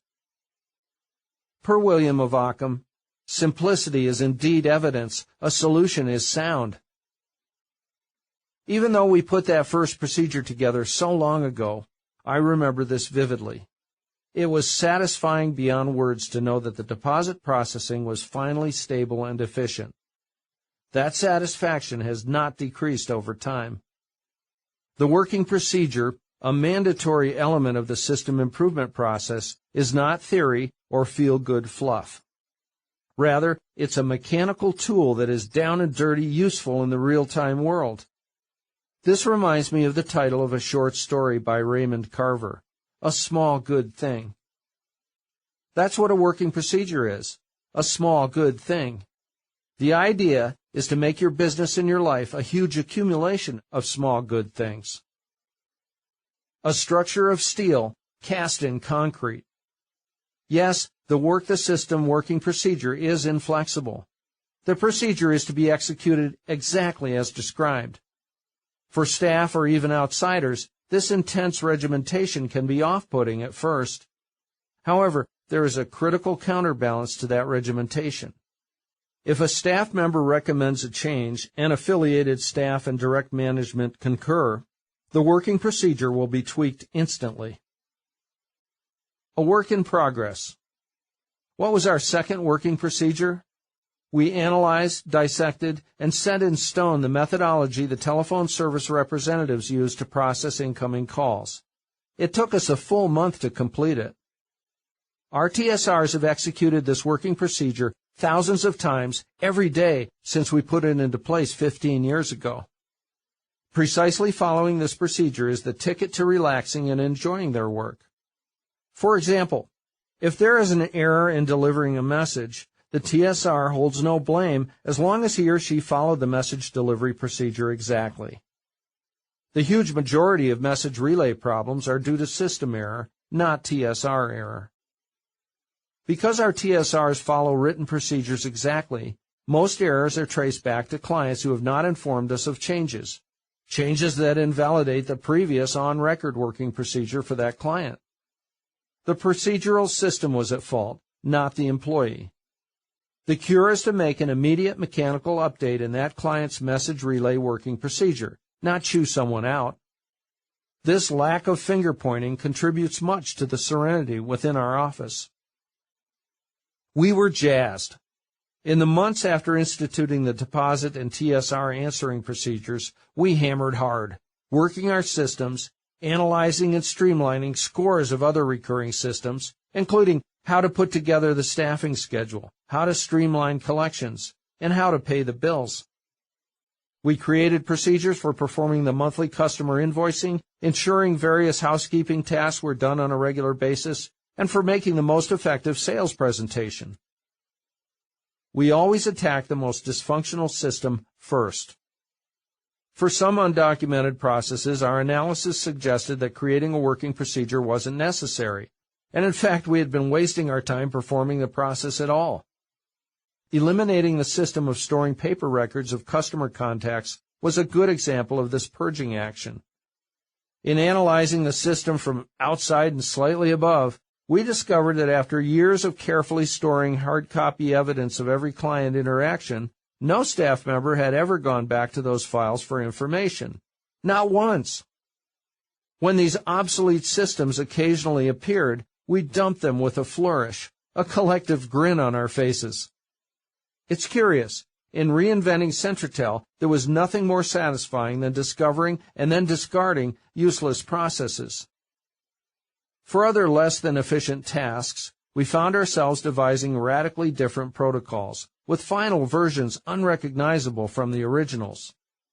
It was the assertive effort to root out and improve every single system that led us to these unexpected deletions and substitutions. It was a cleansing process, and as we dug in even further, it became contagious, a self-sustaining positive obsession. Centratel became strikingly more efficient. Our focus had shifted from killing fires to improving and documenting system after system. Interestingly, there were rarely relationships among the procedures we created or revised. I'll say it again. The sore spots we tackled were unrelated, but we had a simple strategy for setting priorities. We straightened out the weightiest problems first. Yes, as we worked up the new procedures and released them as official, I delegated more and more tasks that had been my individual responsibility. I simply handed a completed working procedure over to the appropriate employee and walked away. I was steadily gaining additional time to reinvest in tackling more problem areas. It was the same situation for my managers as they delegated tasks down the chain of command. Through all this, the number of incoming problems and complaints plummeted. And it wasn't just the delegation of tasks that saved time. We ruthlessly automated processes whenever possible. Having a machine do the work instead of a human is the consummate act of delegation. Although the original one-time heavy lifting, the documentation of all of our procedures in one gigantic effort, ended years ago, we continue to assertively apply the system improvement strategy on a moment-to-moment basis. We spend the majority of our time coddling our machinery so it produces the results we want. We spend very little time coping with bad results because we just don't have many. The test of time. Regarding the strategic objective and the operating principles, know that an endorsement of their viability is the test of time. If you are truly using them and they change little over the months and years, this is confirmation they are sound. On the other hand, working procedures should constantly evolve, and that evolution is evidence they are valid. Just write it down. Note that the very beginning stage of documentation is where the ball can be dropped, where a massive error of omission can occur, not just because this is all new, but also because the penchant for fire killing is still in full force, still poised to haul you back into serial mole whacking. This is inevitable. I promise you that at first it will seem you don't have the spare time to work through the working procedures process. No, this is wrong-headed, because if you think creating procedures is a spare time task, the process will take a backseat to the crisis du jour. Procedure documentation must go to the top of your priority list, or the effort will be derailed in a week or two. You will fail. For your business or job, raise the importance level of writing procedures to the #1 position, even above some of the fire killing of the day. Forget about finding spare time to do this work. Don't derail yourself by starting out on that premise. There is no such thing as spare time. So although it might take an hour or two a day to write up and then institute new procedures, do it. Time savings will begin immediately upon implementation of your first working procedures. And when you observe this, you will have all the proof you need to dig in even deeper. As the same old fires crop up, one by one you will douse them, each for the last time. Soon you will crave spending time on your quest to document your entire operation, and the fire killing that used to give you morbid satisfaction will become simply morbid. Remember, the litmus test for simplicity is that for anyone from outside the company, off the street, would be able to perform the procedure. Of course, depending on your business or job, the simplicity might have to be more specific. For example, writing an electrical engineering procedure for an off-the-street layperson is not going to work. But writing an electrical engineering procedure for an off-the-street electrical engineer makes perfect sense. I touched on this already as I described the creation of our very first procedure. But for the record, with off-the-street working procedures, you will save enormous time in training people to full effectiveness. An employee who doesn't know the ropes of a particular task will simply read the procedure and then get the job done with little assistance. There will be no belabored, error-prone learning by osmosis. Note that first-timers are a terrific source of new information for moving a procedure toward perfection. Someone using the procedure for the first time has fresh eyes and is not jaded by an insider's can't see the forest for the trees limited vision. Have the new staff member execute the procedure and then ask what can be improved to make it truly off the street. And of course, for yourself and your staff, the extra time saved is used for improving systems even more. It's a cycle of increasing returns. Here's another large plus. With written working procedures in place, your operation will become more professional. Your people will recognize this and raise their expectations for themselves and for their company. Your staff's pride and enthusiasm will shine brightly as they know your operation is in the 1 in 100 category. A machine to manage tasks. Our point-of-sale internal communications hinge on Microsoft Outlook, which keeps us organized through its standard calendar, task list, and contact information sections. The tasking feature is important. In a moment's notice, the manager can direct a task to a staff member that includes precise instruction as well as a deadline date.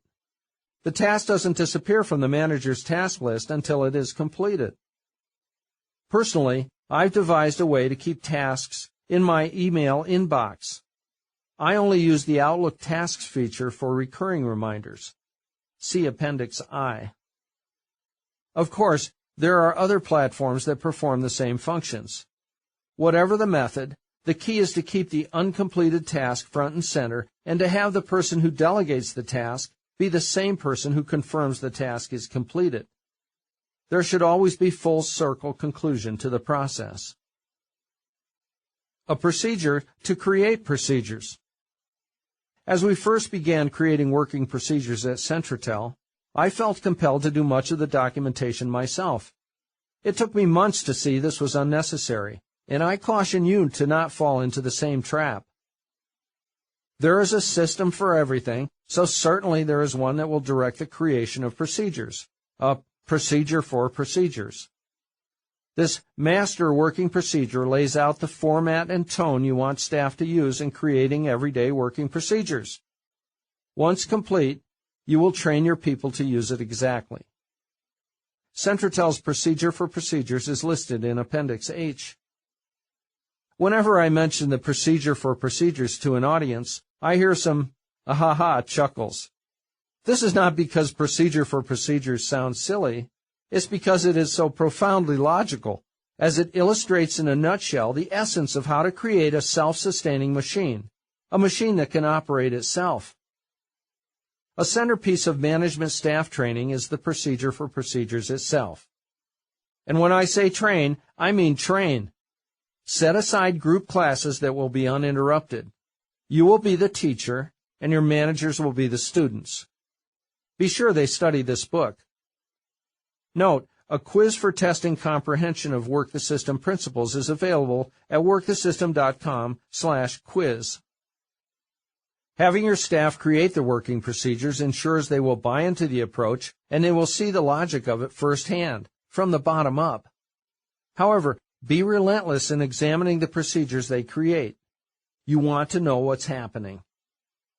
Again, it is the leader's job to make sure staff members have exact guidelines for each task they perform.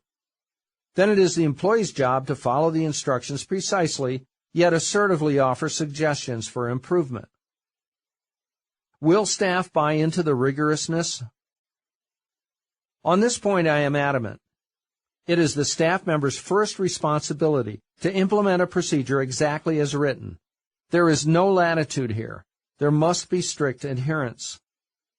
Do my staff members comply? Yes, for 4 bottom-up reasons, a couple of which I've already mentioned. First, simple logic. Because the written procedure methodology works, they buy into it 100%. Second, they produce the procedures, so they are fully vested in them.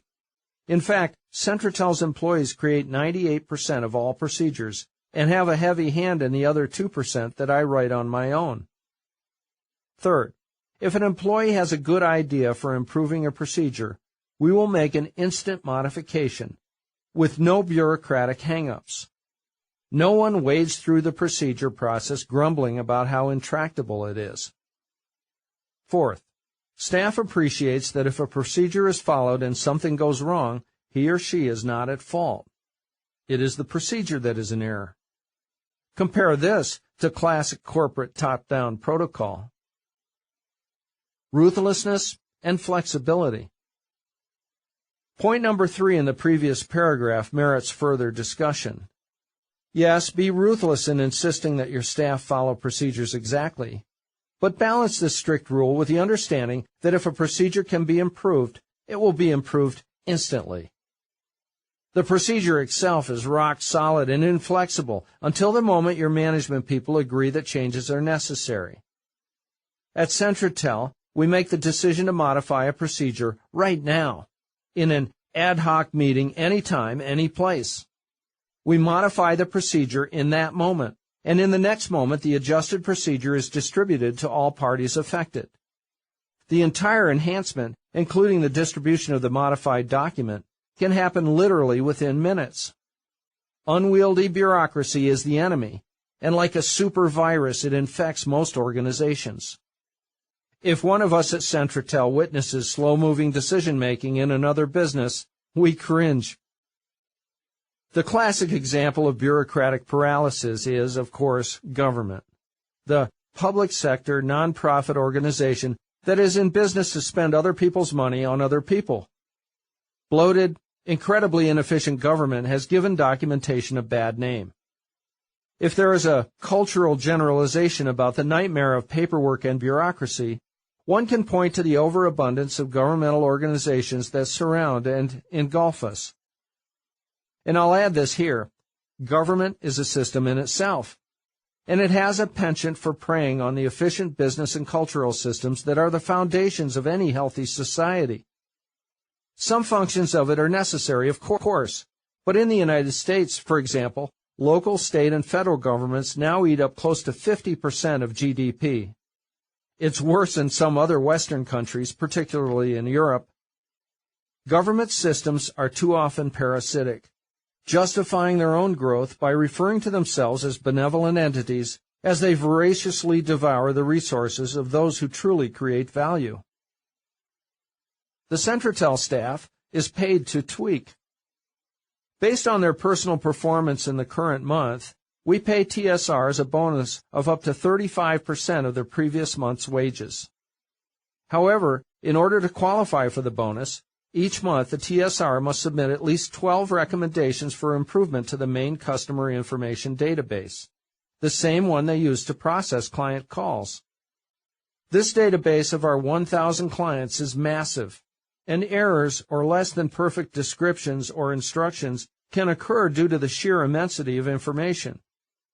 This enormous information source is constantly utilized by TSRs, therefore making them the best source of recommendations for system improvement. TSR submissions may be as minor as a missing comma or as large as a recommendation for a new message relay protocol. Via email, each suggested revision is submitted to a supervisor. The supervisor examines the suggestion, and if it's viable, instantly makes the database revision. This is how we keep the information system that is at the heart of our operation superbly accurate, by paying our people to aggressively search out flaws. Your competitors don't do this. I used to be involved with answering service trade groups. I've served as president of 2 national associations and was a board member for a couple of others. I became knowledgeable about the politics of my industry and enjoyed communicating with my peers. 15 years ago, just after my systems mindset insight, I gave a presentation to 60 answering service owners in Las Vegas. The topic was procedures and their importance. At the beginning of the 1-hour session, I asked the group, how many of you have written procedures for your operation? No one raised a hand.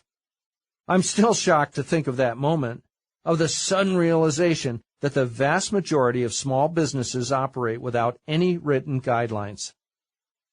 Too many business owners are looking for answers to their chaos problems in the wrong places because they have not gone through the dissection process that thorough documentation demands. They don't see the internal inefficiencies of their systems, so they seek spur-of-the-moment global solutions, some quick fix, a magic pill that in one fell swoop will make everything better. Often the magic pill they seek is a godlike new manager, a mind reader and fortune teller, an extraordinary human being who will flawlessly oversee the business and, with little guidance, take it to its deserved success. Of course, no such people exist. Here's what most small business owners don't get. Terrific employees are out there. But in a non-documented business, none can function anywhere near their potential because mind reading and fortune telling are not things humans can do, no matter how advanced their IQ or educational pedigree. At the risk of impudence, I ask, is it any wonder that Centratel can advertise itself as the highest quality telephone answering service in the United States? Our people know exactly what to do and exactly how to do it. Errors seldom occur because we relentlessly tweak internal mechanisms to perfection. And when there is an error, that error spurs us to devise an even better mechanical process for the future. Again, we don't spend our time coping with random bad results that are the products of neglected systems. We're down in the basement, working our systems, so random bad results won't happen upstairs. It's elementary. If each component of an organization is nearly flawless, the organization as a whole will be nearly flawless, as evidenced by profitability, net worth, customer satisfaction, client longevity, staff longevity, reputation, etc. Centratel's 9 managers are tenacious in applying the work the system strategy. They assertively search for inefficiencies, revel in devising enhancements, and enthusiastically create or adjust working procedures to make those more efficient systems permanently efficient. Their individual rewards include reasonable length work weeks, personal freedom with lots of room for creativity, and intense pride in what they do and where they work. Also, they are highly paid. Systems, systems, systems. It all adds up to supreme satisfaction for staff, superb quality for customers, and solid profits for my partner Sam Kirkleady and me. Tangible evidence of the efficiency of Centratel lies in our TSR quality statistics for 2013. TSRs averaged 1 client-reported error for every 11,667 messages processed. One senior TSR, Lanny Dell, made just a single error in the 90,000 messages she processed in that year. Our service rates? Depending on the type of account, they are sometimes higher than the competition's, but not by much, because our systems methodology has eliminated waste and therefore generates tremendous cost savings, which is passed on to customers. And our customers?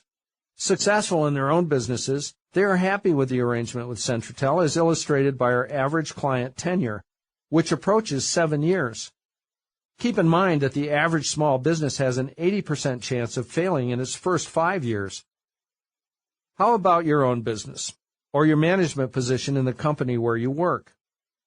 Attain the systems perspective epiphany, and then buckle down to start the documentation. The day you begin, you will be in select company, way out in front of 98% of your competitors. Or, if you work for someone else, your co-workers. Note that written working procedures are not often necessary for your personal life. Why? First, and please applaud me for my firm grasp of the obvious, it's just silly to write down how you will maintain the car, work on the intimate details of your marriage, stay in shape, or relate to your friends. With your systems mindset ingrained, you'll naturally handle these processes. No need for documentation. Second, a primary reason for creating working procedures is to make sure that the people you supervise are handling details just as you would handle them.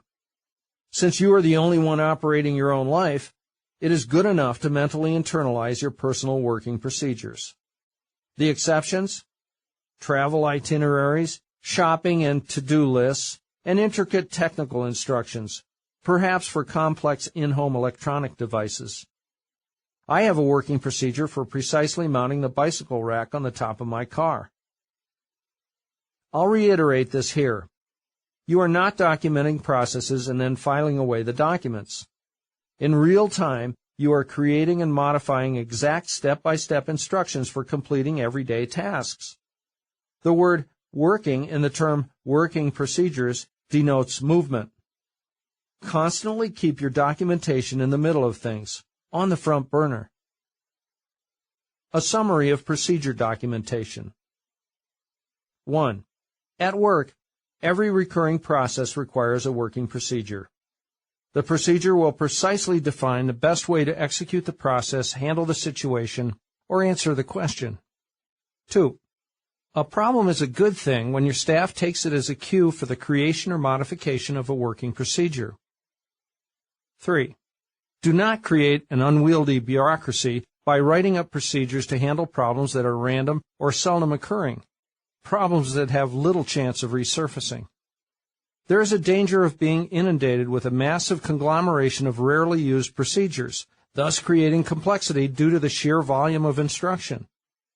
Solving infrequent problems requires just a bit of common sense based on the guidelines provided by the strategic objective and the general operating principles documents. 4. Be sure your staff is involved in creating the new procedures. In fact, relentlessly delegate. It's bottom up. 5. By making procedures identical in presentation, their individual instructions will come through loud and clear without becoming confused by various style or tone variations. This is where you, as the leader, come in. It's up to you to keep affairs simple and consistent. See Business Documentation Software, Appendix J. 6. Without exception, test every new procedure.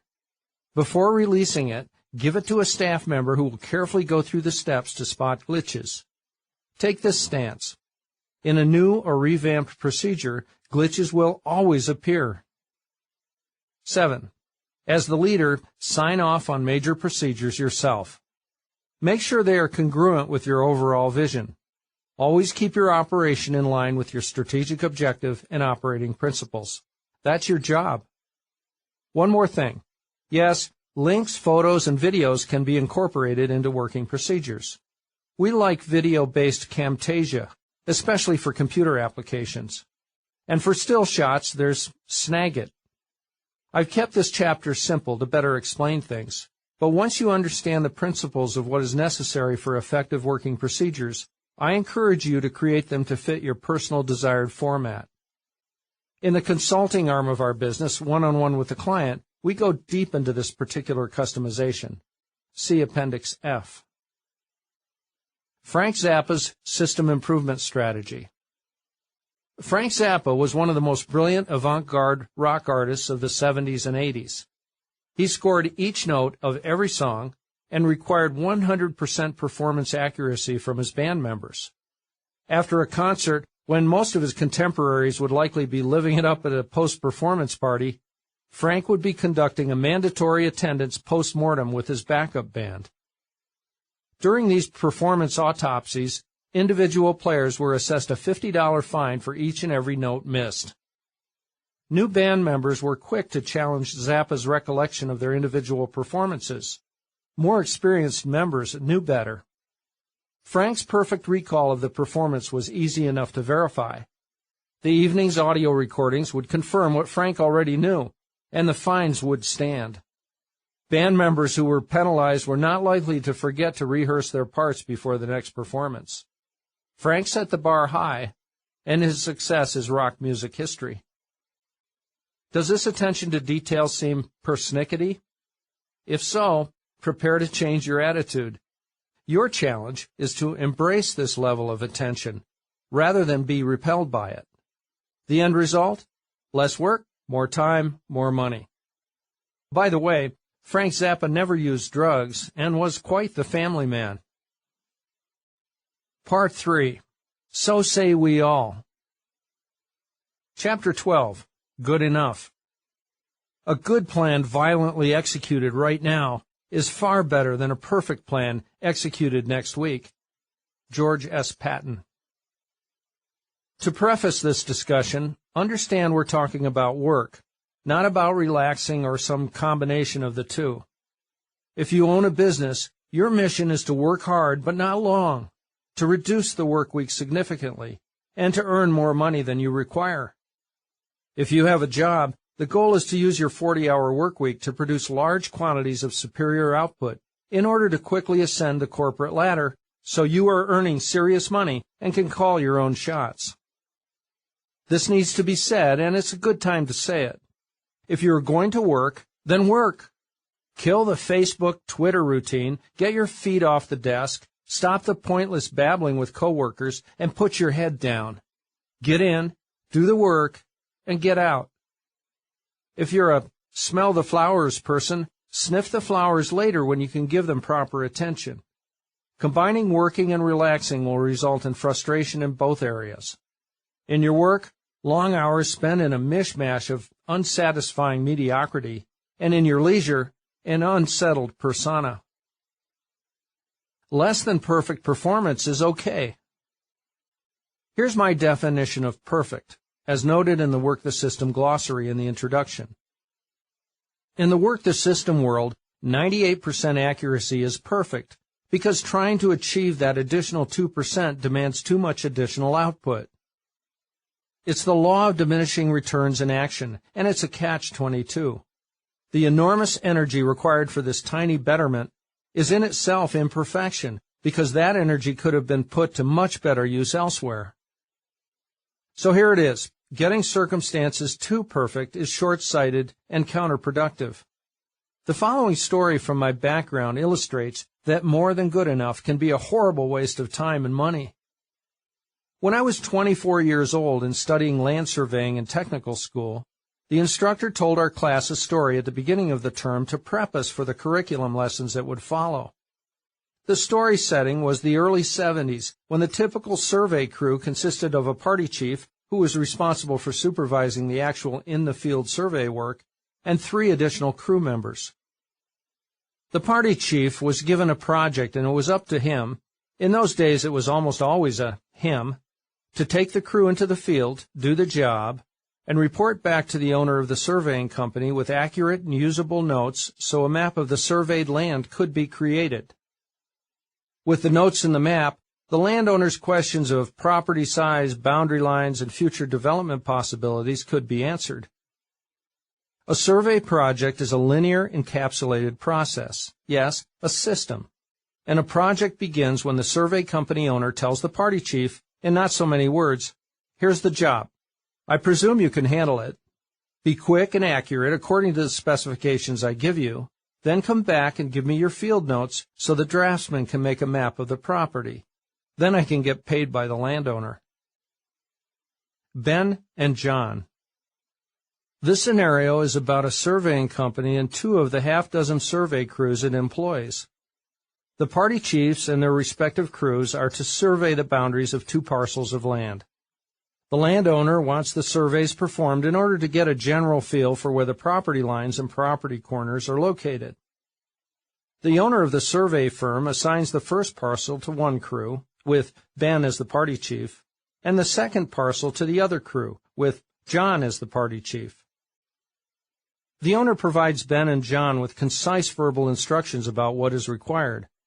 As in any survey project, the crews must measure the distances and angles of the property boundaries quickly and with suitable accuracy. The degree of accuracy depends on the reason for the survey, and of course, higher degrees of accuracy require more crew time and therefore are more expensive. In survey work, it's a balancing act between speed and accuracy as a crew moves along, physically marking property corners and providing distance and angle statistics to the party chief, who takes notes. Time is always of the essence to the survey company owner because he pays his crews by the hour but receives a flat fee from the landowner. In this story, time is even more critical because the property owner has a deadline to meet. The crews must get to work immediately and finish the 2 surveys promptly. The surveying will be challenging. Each parcel is wooded and undulating and has irregular perimeters. They are similar in size, several miles in circumference. Based on the survey company owner's verbal briefing, each party chief makes a determination of how much accuracy is required to survey his particular parcel. The next day, the 2 crews separately gather the necessary materials and equipment and head off to their assigned projects. Both crews go to work. Ben decides his survey requires measurement to the nearest 1/100th of a foot, a high level of accuracy. Using a theodolite, a sophisticated tripod-mounted instrument for measuring precise angles, and a steel tape measure for calculating near exact distances, his crew slowly and methodically works through their parcel, carefully marking the physical property corners, exactly measuring distances and angles, checking and double-checking their work. Ben takes careful notes in his field book. The 4 are focused and fastidious, their work exact. It takes the crew 4 days to complete the survey at a total cost of $800 to their boss, the owner of the survey company. Their work is superb. The submitted survey notes are neat and concise, especially because Ben took an additional half-day to review them. In the meantime, John determined that his crew would survey their parcel with less accuracy, measuring only to the nearest whole foot, thus allowing his crew to finish the job quickly. Using much less sophisticated equipment for the angles than Ben's crew, a staff compass instead of a theodolite, and not taking the time to measure distances and angles precisely, the crew moves at full tilt. They mark approximate property corners while rapidly taking angle and distance measurements. John takes quick notes, double-checking as he goes. They complete the survey in just 1 day. John immediately submits his work, telling the survey company owner that the measured distances and angles are not precise. The submitted notes are smudged and wrinkled, evidence of a quick-moving crew that is not concerned with appearances. The total cost for John's 1-day survey is $200. The owner of the survey company reviews the notes of each party chief and fires Ben. The party chief who took so much care and produced such accurate work is fired? Why? In land surveyor parlance, Ben committed a blunder. The survey didn't require measurements to 1/100th of a foot, so the additional time expended to provide that level of accuracy was an utter waste. In his original briefing to each party chief, the survey company owner had explained that the landowner wanted only a general idea of where the property boundaries were located. Ben had not listened carefully, self-enamored with his ability to produce tremendous accuracy. In his zeal for precision, he wasted 3 days and $600 by providing a huge amount of super-accurate but useless information. It was a blunder based on arrogance and narrow vision. Precision that is produced but not required is often just that. 98% perfection is perfect. Time and money wasted is time and money gone forever. And a waste of time and money means some other positive thing that could have happened didn't. The good enough rule is especially applicable to working procedures. A 100% perfect document that took forever to create carries imperfection because the extra time spent creating the masterpiece is lost forever. The finished product carries an embedded taint, and it can never be called perfect. So make your procedures detailed, but don't make them too detailed. They should be good enough so the desired results are consistently produced, and so someone off the street can execute them, but no more. See it this way. In putting your procedures together accurately enough, you are reaching a kind of perfection, the perfection of a useful product created without waste. Throughout this book, I have asserted that you must tweak your procedures to perfection. Now you better understand why my definition of perfection is 98%, not 100%. Regarding the work the system process, are there exceptions to the rule? Yes, there are 2. both your strategic objective and general operating principles should be as close to 100% flawless as possible, despite the additional time it takes to get there. These documents are your guiding lights for today and tomorrow. They are short, and you and your people will read them repeatedly. Imperfections will stand out, overshadowing the message. The strategic objective and the operating principles documents are the brief summations of everything you are and how you will proceed. So, yes, spend good time on them. Beware useless information and whining. Guard your consciousness and your focus. Don't waste time on useless information or complain about what you can't influence. With the people and events around you, be militant about relegating unimportant media and advertisement-driven trivia to the mental trash pile. Don't let zero-value details poison what is important to your life, no matter how dogged the encroachment. Do you get caught up with what is not fair in the world? That's an utter waste of time if you can't accomplish something tangible to fix the unfairness. And whining and complaining don't count as accomplishments. Choose your battles. This is not a expletive clock. I was a construction superintendent working with line crews that build overhead electric power transmission lines. Following written construction designs, the crews use massive crane trucks to insert enormous 70 to 80-foot wood poles in the ground. Then they go back to string heavy-gauge conductor, wire, between them. It's a tough, dirty, and sometimes dangerous work. The men on these crews are weather-beaten, hard-living, all-American linemen. Good men, straight out of the Union Hall. They have the surly countenance of loggers and roughnecks, and are not apt to suffer fools gladly. These men do not practice yoga or burn incense. It was deep summertime, and I was managing such a crew in the torrid, windswept backcountry of eastern Oregon when I found fault with the work they had just completed. In sighting down a half-mile-long stretch of 6 poles, one pole was clearly out of spec, 2 to 3 feet out of alignment with the others. I pointed out the problem to the crusty foreman. To correct the error, he would have to order his men to go back with the heavy equipment, carefully remove the poorly placed pole from the ground, fill in the old hole, drill a new hole, and then reset the pole in the proper alignment. My foreman was not pleased. Nobody likes to do the same job twice, especially when there is a degree of humiliation attached. I will never forget his grizzled scowl and clear disdain for college boy bosses like me as he spit on the ground, glared at me, and growled, "We're building a expletive power line, not a expletive clock." Well, the pole was out of alignment, and his crew did go back to reset it properly. But his power line clock analogy has stuck with me through the years. That cut-to-the-bone comment, however off-target in that particular circumstance, remains an enduring reminder that the quality of work must not exceed the required result. Chapter 13. Errors of Omission.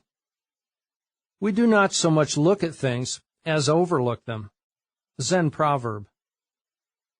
It's an interesting exercise to look back and ask, in descending order of impact, what have been the top 5 mistakes of my life? When I propose this question to friends, they chide me about dwelling on the past and focusing on the negative. Yes, I understand all that. But if one spends some time summarizing, a commonality will surface, one that can be useful for future decision-making. It's important to approach the task with an objective and detached persona. Take time to think it out carefully from different angles, get it down on paper, and the list will stand the test of time. That's how it's been for me. My top 5 list has remained unchanged for 25 years. On my list, and I'll bet yours too, the largest errors were not the result of overt mistakes. They were the outcome of failing to take steps that should have been taken. These are errors of omission. The large errors of omission are bad enough, but numerous small ones will add up to an equally dire end. Is there a primary cause for errors of omission? Yes. Too often it's procrastination, or what I call a lack of quiet courage. I discuss quiet courage in the next chapter. Chronic, covert, and insidious. The list of a life's 5 largest mistakes could include not finishing college, not heeding that stop sign just before the traffic accident, or not starting that savings account way back in the teen years. What about not keeping one's mouth shut at a crucial moment, or not doing the little things that could have saved a marriage, or maybe not bothering to apologize when it was the proper thing to do? Other errors of omission: failing to get enough sleep, forgetting to lock the door of the car, and not submitting tax payments on time. You've already guessed the one I'm going to mention now: not taking the time to establish direction or to define the systems of your business or job. Not taking action is the physical manifestation of any error of omission. What haven't you done? The errors of omission principle is a simple enough concept, but it lies buried beneath the jumble of life's demands. As usual, recognition is 90% of the solution, and that recognition is vivid once the system's mindset takes hold. And just as the outside and slightly elevated perspective provides a better vantage point for observation of life's hard and cold mechanics, internalizing the errors of omission principle gives you a better foundational stance from which to deal with your own natural inclinations. What follows are still more errors of omission. Think of examples in your own life. Failure to exercise leads to a lethargic energy level and an unhealthy mind and body.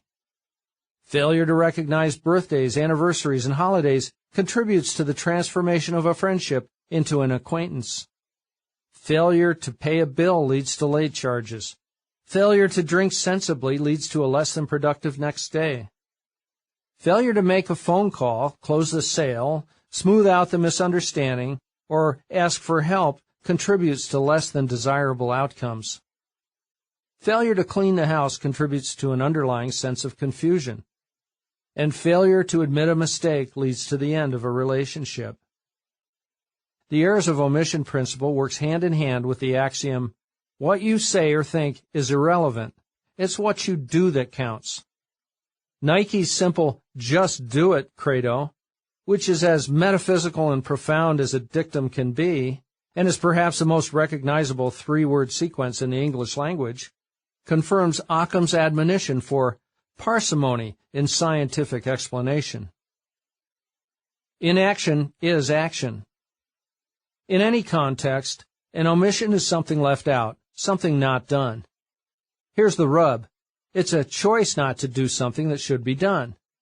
Laziness and procrastination are choices. Therefore, not taking action is a choice. No matter what we do or don't do, we are always making choices. Sitting on a couch and not moving a muscle is a choice. And when we do nothing, we continue to have an impact on our environment.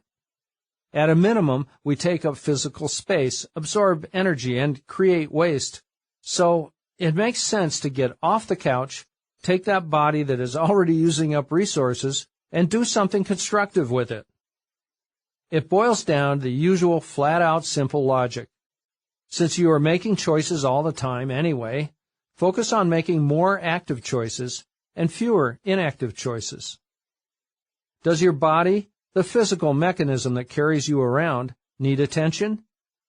Mentally disassemble it into easily understandable subsystems, and then take a first step toward improving them one by one.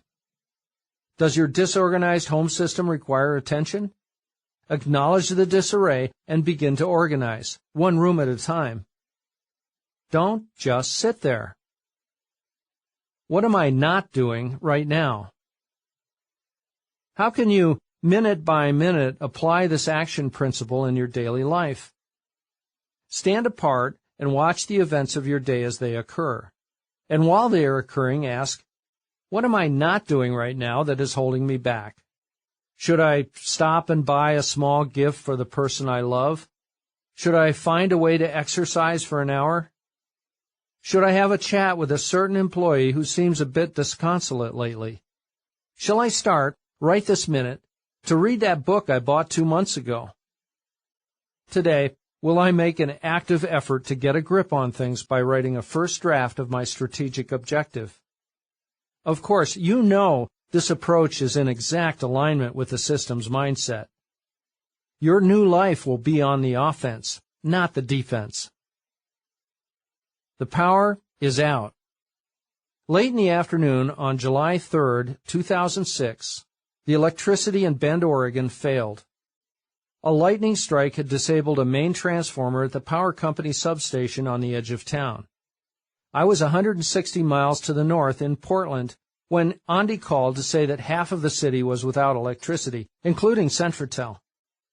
Essentially a private 911 emergency message processing operation, losing power to our answering service is not an option, as we promise our clients 24/7, 365 fail-safe service. A rare event, the power outage did not present an immediate problem because Centratel's internal battery backup mechanism automatically took over, keeping all telephone answering service computers operational. But the backup system had only a 3-hour capacity. So while the electricity was out, we held our collective breath in Bend and Portland, hoping the power company line crews would fix the problem quickly. They did, replacing the main transformer in just over 2 hours. Over the years, it had been our experience that the infrequent power outages had been brief, and in this case, although the outage lasted longer than usual, our backup system yet again covered it. Without a hitch, our TSRs continued to process emergency calls during the outage. But because of an aspect of our documented methodology, this was not the end of the story. Principle number 7 of our 30 Principles document says, "Problems are gifts that inspire us to action. A problem prompts the act of creating or improving a system or procedure. We don't want setbacks, but when one occurs we think, 'Thank you for this wake-up call,' and take assertive system improvement action to prevent the setback from happening again." Yes, our internal backup mechanism worked flawlessly, but per that principle we didn't just breathe a sigh of relief and then move on. Instead, we asked this question: if we have only 3 hours of battery backup, what would happen in a worst-case scenario? What if the electricity was out for more than that, maybe an entire day or longer? That power outage condition had not occurred in Central Oregon in more than 40 years because devastating storms and earthquakes are rare in our region. But nonetheless, what if this outside system, the electric company that is not under our control, experiences a catastrophic long-term failure? We concluded that the possibility of an extended outage was real enough, and for the welfare of our clients and the viability of the company itself, we had to consider the worst-case scenario. So we took the incident as a warning shot and decided we could no longer rely 100% on the electric company. For long periods of time, we had to be able to process calls without externally supplied electricity. The system solution? We purchased an on-site generator. The installation was a long, drawn-out, and expensive process with numerous complications including structural challenges, permits from city government, and finding the right people to do the work. But the new generator, which operates on either natural gas or propane, ensures that should a catastrophic power outage occur, we will be able to continue to process calls indefinitely. Power outages don't typically cause telephone service to fail because telephone companies have their own backup generators. Per a recurring Microsoft Outlook task, one of our staff tests the generator once a month. With off-the-street simplicity, our managers have documented every single step of the generator activation process, and we always use that exact documentation in our testing exercises. It's interesting that with each monthly test, invariably there are incremental revisions made in the lengthy written procedure.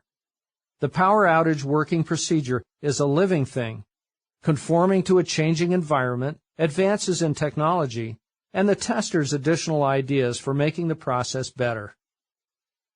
And how does this installation conform to the work the system dictate of posturing ourselves outside and slightly elevated above Centratel? Precisely. We inserted a generator between the outside electric grid and our operation, creating an alternative power source for ourselves. No longer must we rely on a critical system that is outside our circle of influence. And, like any other system improvement, we advance just a bit more in our quest to remove the threat of future earthquakes. Chapter 14. Quiet Courage. People with courage and character always seem sinister to the rest. Hermann Hesse. Although there are many possible technical excuses for failure, it is a lack of what I call quiet courage that often precedes a downfall. What is quiet courage? Quiet courage is unadorned action and is the opposite of procrastination. A lack of quiet courage incites an error of omission. Quiet courage resides deep inside and causes one to buck up to do what needs to be done, whether one wants to or not. Founded on internal fortitude, it is made real by self-discipline. Yes, for certain it's there inside you, but sometimes it might go into hiding. Understanding the quiet courage concept is, no surprise, just a matter of digging a little deeper. Here are some demonstrations of quiet courage. As a parent, facing the misbehaving child in the evening with the same fairness and respect that was given to the child in the morning when the parent was rested and fresh. Going to work on a day when one just doesn't want to go to work. Facing up to a dead-end situation and taking action to address it once and for all. Exercising on a regular basis. Apologizing. Taking on a long-term frustrating project and finding it more draining than expected, but carrying on to finish anyway. Walking away from an argument with someone who is unreasonable. Living up to an agreement when it is more convenient to make excuses not to. Taking extra time to train an employee when the day is busy. Making a necessary organizational change when sitting still would be more acceptable to everyone else around you. You knew this was coming. Taking the time to create a strategic objective and a set of general operating principles, not to mention starting to put together a collection of working procedures. The quiet courage scenarios that escape notice are in contrast to the occasional overt gallant acts that earn instant recognition, such as challenging the boss with a delicate subject, approaching a neighbor with a legitimate but potentially inflammatory complaint, or removing the delinquent young adult from the house. Don't get me wrong, I'm a big fan of overt courageous acts. The more, the better. But never underestimate the damage caused by timorous avoidance. Steady doses of quiet courage, combined with your system improvement strategy, will take you where you want to go. One can't measure bad events that never occur. Problems that will never happen can't sap your time and energy. They can't hold you back. Therefore, problems that will never occur have tangible value. But how can we measure future problems that won't happen? Problems we prevent before they become reality? The answer is, we can't. Measurement and stark objectivity are important, but an inability to measure should not stymie efforts to invest resources. This is where one must summon common sense as well as courage. Here is an example of action based on, and in spite of, something that was unmeasurable. At Centratel, the staff wage scale is 50 to 75% higher than our competitors. How do we measure whether this elevated pay scale is a smart thing to do? That's an easy question to answer. We don't measure it because we can't measure it. Too many variables and too much subjectivity preclude analysis. Instead, we pay high wages because we have enough quiet courage to believe the extra cost is a good investment, not a waste of money. At the beginning, it was tough to take this expensive subjective stance when a hard objective statistic, the total payroll dollars we paid out every 2 weeks, repeatedly screamed for lower wages. An escalating payroll is easy to measure, but the benefits of the additional expenditure are impossible to pin down in hard numbers. For instance, our high wages engender low staff turnover, which means less hiring and training. In dollars and cents, how does one measure the savings of the hiring and training costs that don't happen? Additionally, because of our superior quality staff, some quantity of error won't ever occur. How do we measure the benefits of that? And how does one gauge the value of customers not lost due to the poor quality of service that didn't occur? How many customers remain with us today who otherwise would have gone elsewhere? Impossible to say. So we invest time and money to prevent unmeasurable negative events that won't happen, and to foster equally unmeasurable positive events that will happen. This is quiet courage. Yes, when it is possible and appropriate, we should measure. Procrastination is the evil one. At Centratel, the quiet courage posture is easy for us because it aligns with the rest of the Work the System methodology. It's a learned habit, ingrained by simple Pavlovian positive reinforcement. It works, so we do it. When Centratel was just moments away from collapse, finding the wherewithal to summon up quiet and not-so-quiet courage was not a problem because there was a gun to my head. The loss of everything was a very real-time vision right in front of my face, and I exhibited the same visceral reaction I would display if someone were to physically push me toward the edge of a cliff. Dismayed, I thought, if I don't do something, my business is finished. So, what do I have to lose? As Henry Ford put it, the greatest inspiration is often born of desperation. But without the presence of a gun-to-the-head motivator, and when making excuses is enticing, quiet courage's number one nemesis, procrastination, is ready to pounce. An antidote is the point-of-sale action posture. We'll talk about that in the next chapter. Here are two cognitive strategies for when the internal battle rages. The first tactic is to mentally rise above it and visualize laziness as an object, something tangible that is outside of you and perched on your shoulder like a small rodent. Once the mechanical laziness is observed, most often it is temporary indolence cloaked by some lame excuse such as, "I'm too busy right now," or "I'm too tired." Just throw off the external seduction and get moving without a second thought.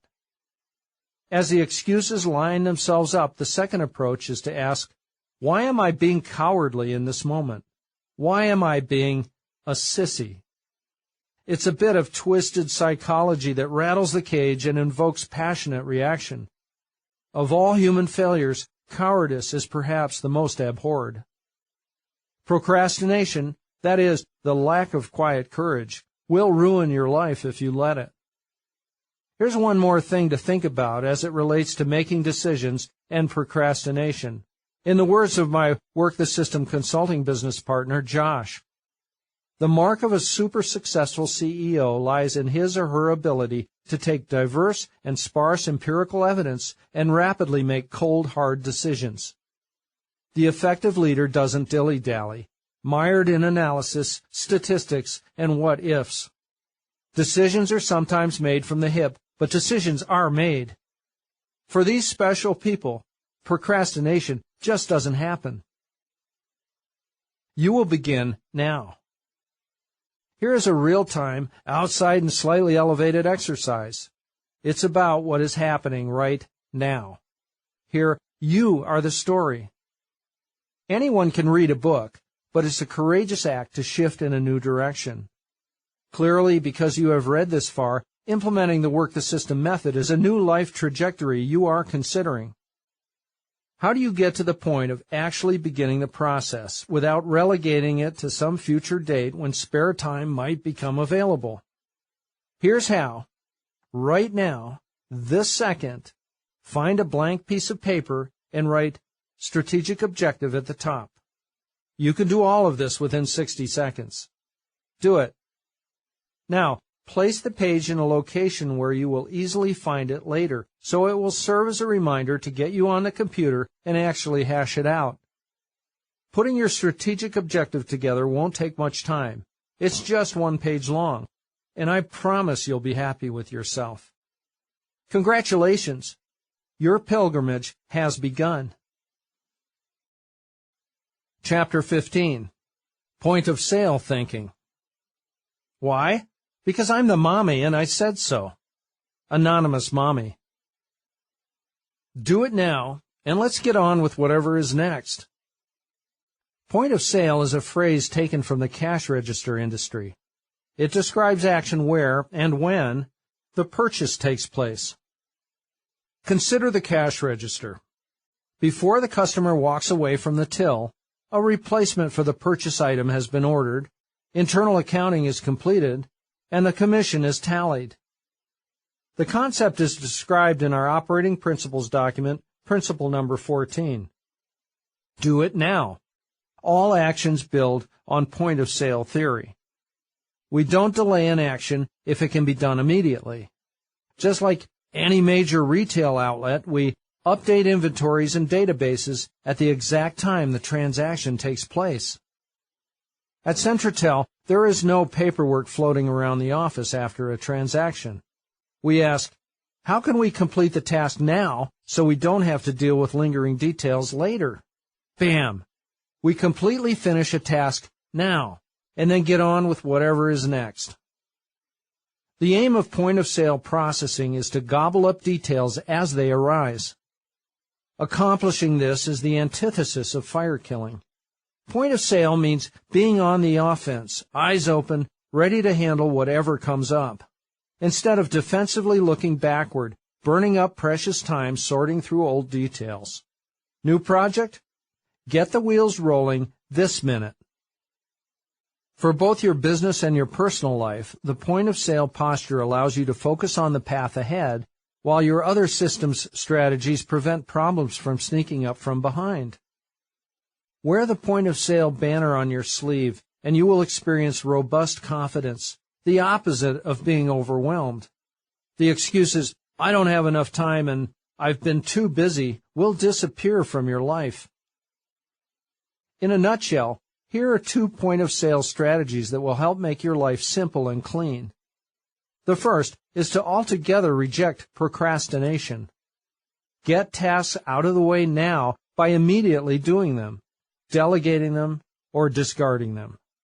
Make it your quest to knock off tasks as they appear. Be seriously aggressive.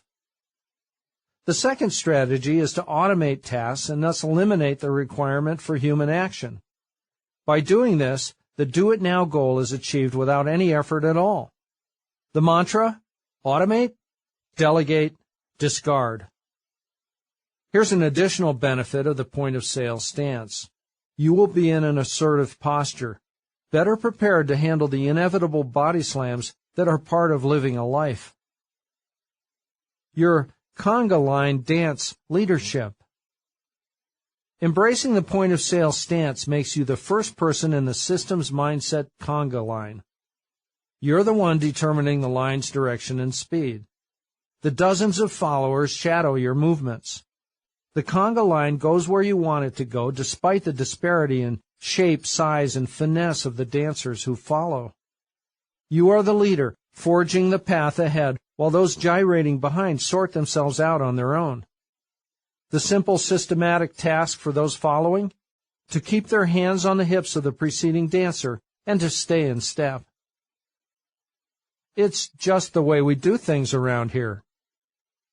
When the shall I do it now or later question comes up for a new Centratel staff member, their not yet disciplined internal dialogue goes something like this. What's the difference if I do this task now or later?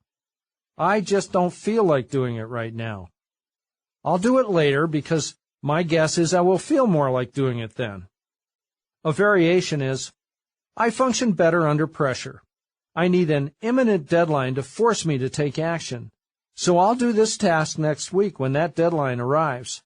Or maybe the task will miraculously disappear by then. Sound familiar?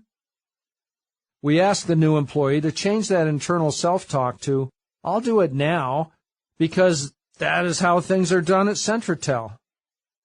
Our veteran managers embrace the do-it-now credo, not just because it's our policy, but because it's so potently effective. The rule is, do it now, and then get on with the day. Yes, this because I said so dictate may grate a bit, especially in the milieu of independence and freedom we Westerners take for granted. We don't like arbitrary rules imposed by others. But in a business setting, an employee has the freedom to quit if the rules don't seem reasonable. In the free world, anyone can leave a job to go to work for someone else, start a new business, or sit on the couch and do nothing. But for the new Centratel employee, once he or she tests a concept and its workability is proven, it's a no-brainer. The logic? Consistently superior end results are justification for a cast-in-concrete operating principle. Of course, the point-of-sale concept also spills over into personal decisions. Here's an oversimplification, but it captures the point. I'm shopping for clothes. While I'm out, should I make one more stop to buy groceries for tomorrow? The answer, of course, is yes. Multitasking is for machines. The goal of the point-of-sale strategy is to foster super-efficient primary systems. However, it's important to remember that in a point-of-sale cash register, the all-at-the-same-time tasks are automated. Multitasking, many systems executing at the same time, is a perfect application for a computer, not a human being. Let your Mac or PC do the multitasking. In fact, a tenet of Centratel's operating philosophy is that our staff members do not multitask. Rather, they give full attention to the detail at hand. Principle number 27. This means proceeding in a single, sequential, linear format. The work week is 40 hours long. The systems mindset approach naturally engenders strategies that save time, and there is no question that the point-of-sale thinking has much to do with keeping our salaried staff's work week to a reasonable length. My business partner and I say to our employees, here's the deal. If you give us 100%, we will compensate you well. Yes, it's a generalized promise, but nonetheless, it is our guarantee to staff that when they work hard and produce, we will provide them a healthy wage, great benefits, generous bonuses, and a work week of reasonable length. Because of our efficient, procedure-driven point-of-sale methodology, our people do not see the 50 to 60-hour or more work weeks that are common in service businesses like ours. Also, my partner and I require that employees work no more than 40 hours a week because, first, on a personal level, we want them to have a life outside the business. And second, when they have time to unwind, they are fresh and spunky when they return to work, able to give the required 100% that is part of the deal. Communications and point-of-sale. Point-of-sale methodology is at the heart of our communication strategy, too. Fine ideas have a way of passing quickly through the thought process without being captured.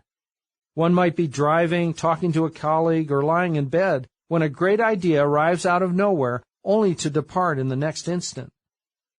That's why I rely on the digital voice recorder in my smartphone. If a great idea pops up out of nowhere, I immediately record it. My uncluttered mind can then chug along to whatever is next, and the new insight will be waiting for me later. Also, on my iPhone, I like the Say It and Mail It recording app. Oh, but you use a Droid? Get the Tape a Talk app.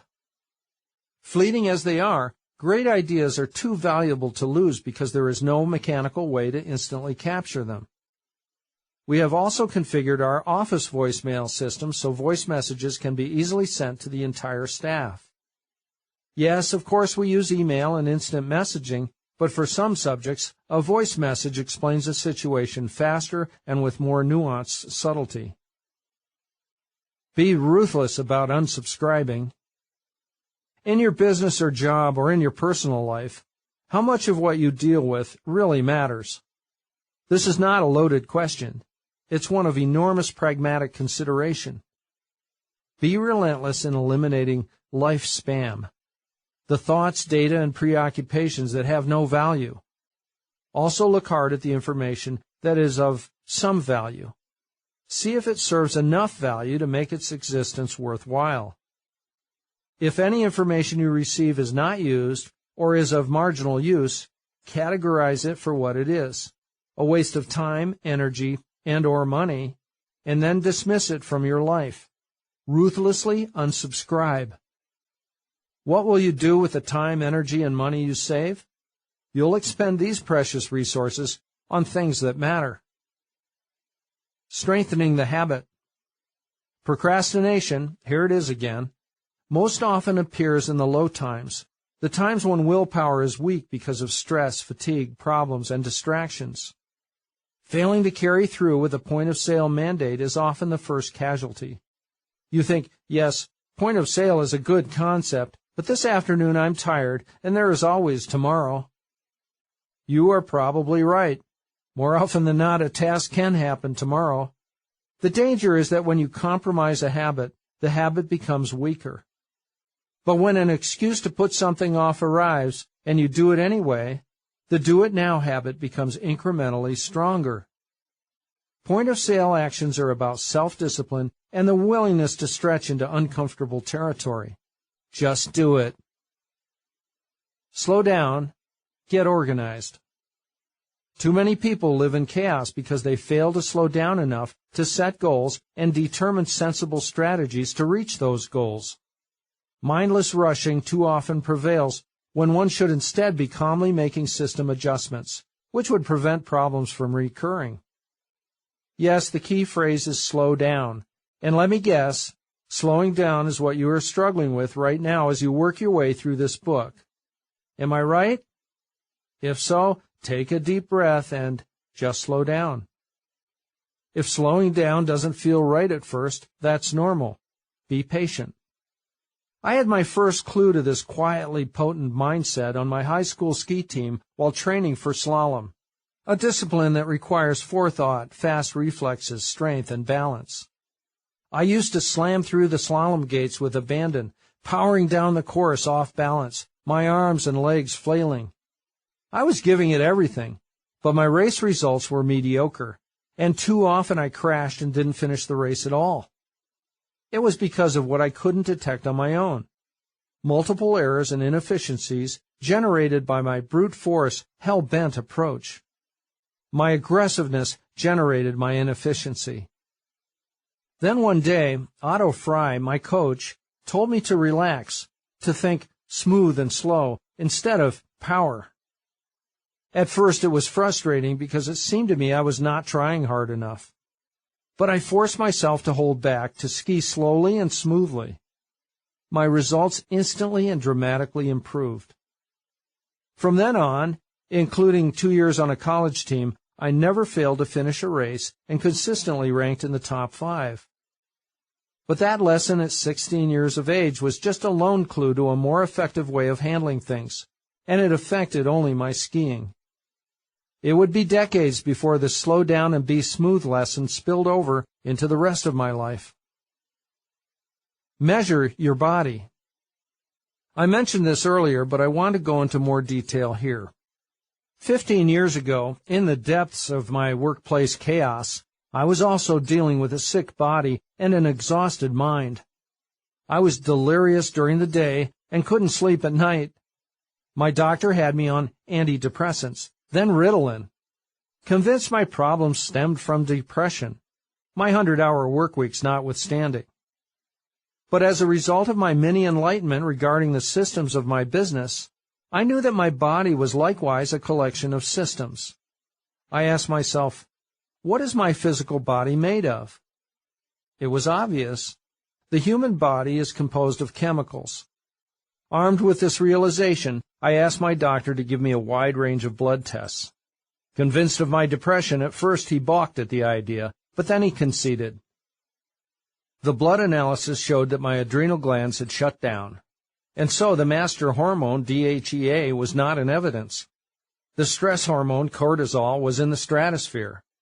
2 other important hormones were deficient, and I was chronically dehydrated.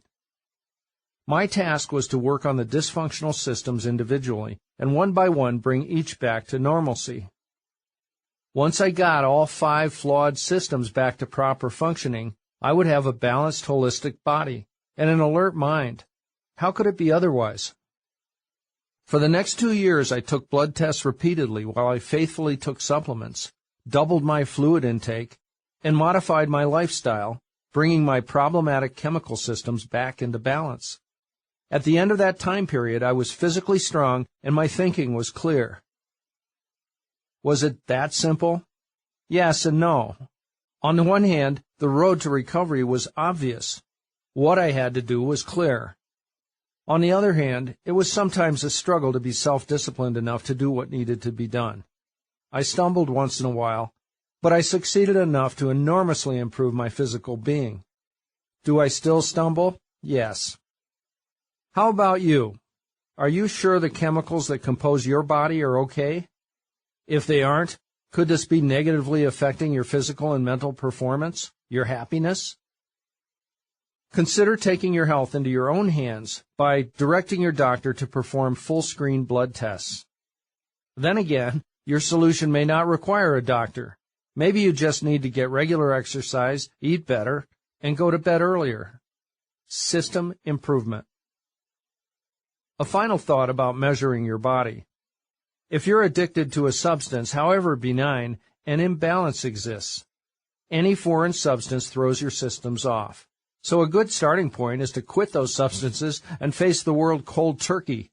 It may not be easy, but if you can pull it off, you'll be in select company. There is no better place in one's body to start getting matters straightened out. Using system strategy to analyze and then repair the physical chassis, the vehicle that holds and transports individual consciousness, is the most dramatic outside and slightly elevated effort you can make. Chapter 16. Extraordinary Systems Operated by Great People. Start with good people, lay out the rules, communicate with your employees, motivate them, and reward them. If you do all those things effectively, you can't miss. Lee Iacocca. I haven't yet sufficiently addressed an essential nuance of the business machine you'll create. Design it to be operated by regular people like you and me. People who don't have superpowers. Acquaintances have said to me, "I'm sure you are successful because you've been lucky enough to find very good people to work for you." Translation: you just stumbled into finding employees who respect you, know your every thought, and willingly perform your every wish, and who work their tails off. You lucky guy. The notion that one must find the right people is a pervasive misconception. It's not that the statement isn't true. It's that the inference is backward. At Centratel, we do have an extraordinary staff, but that is not because of dumb luck. It's because we attract and keep quality employees due to the great work situation we offer. The great situation attracts the great employees.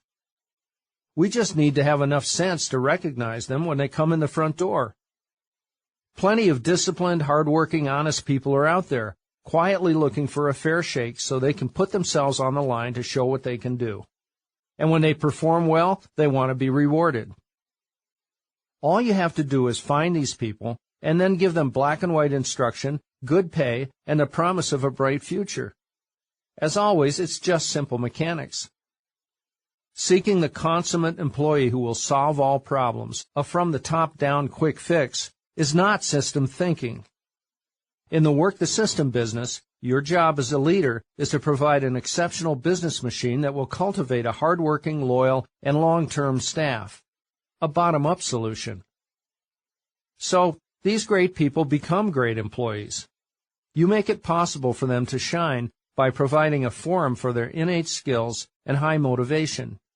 You listen attentively to their recommendations. You give them opportunity and turn them loose. Assertively apply the guidelines. Help your staff avoid the danger of becoming bogged down in the pros and cons of a decision. Accomplish this by encouraging them to assertively apply the guidelines of the 3 critical documents without always double-checking with you first.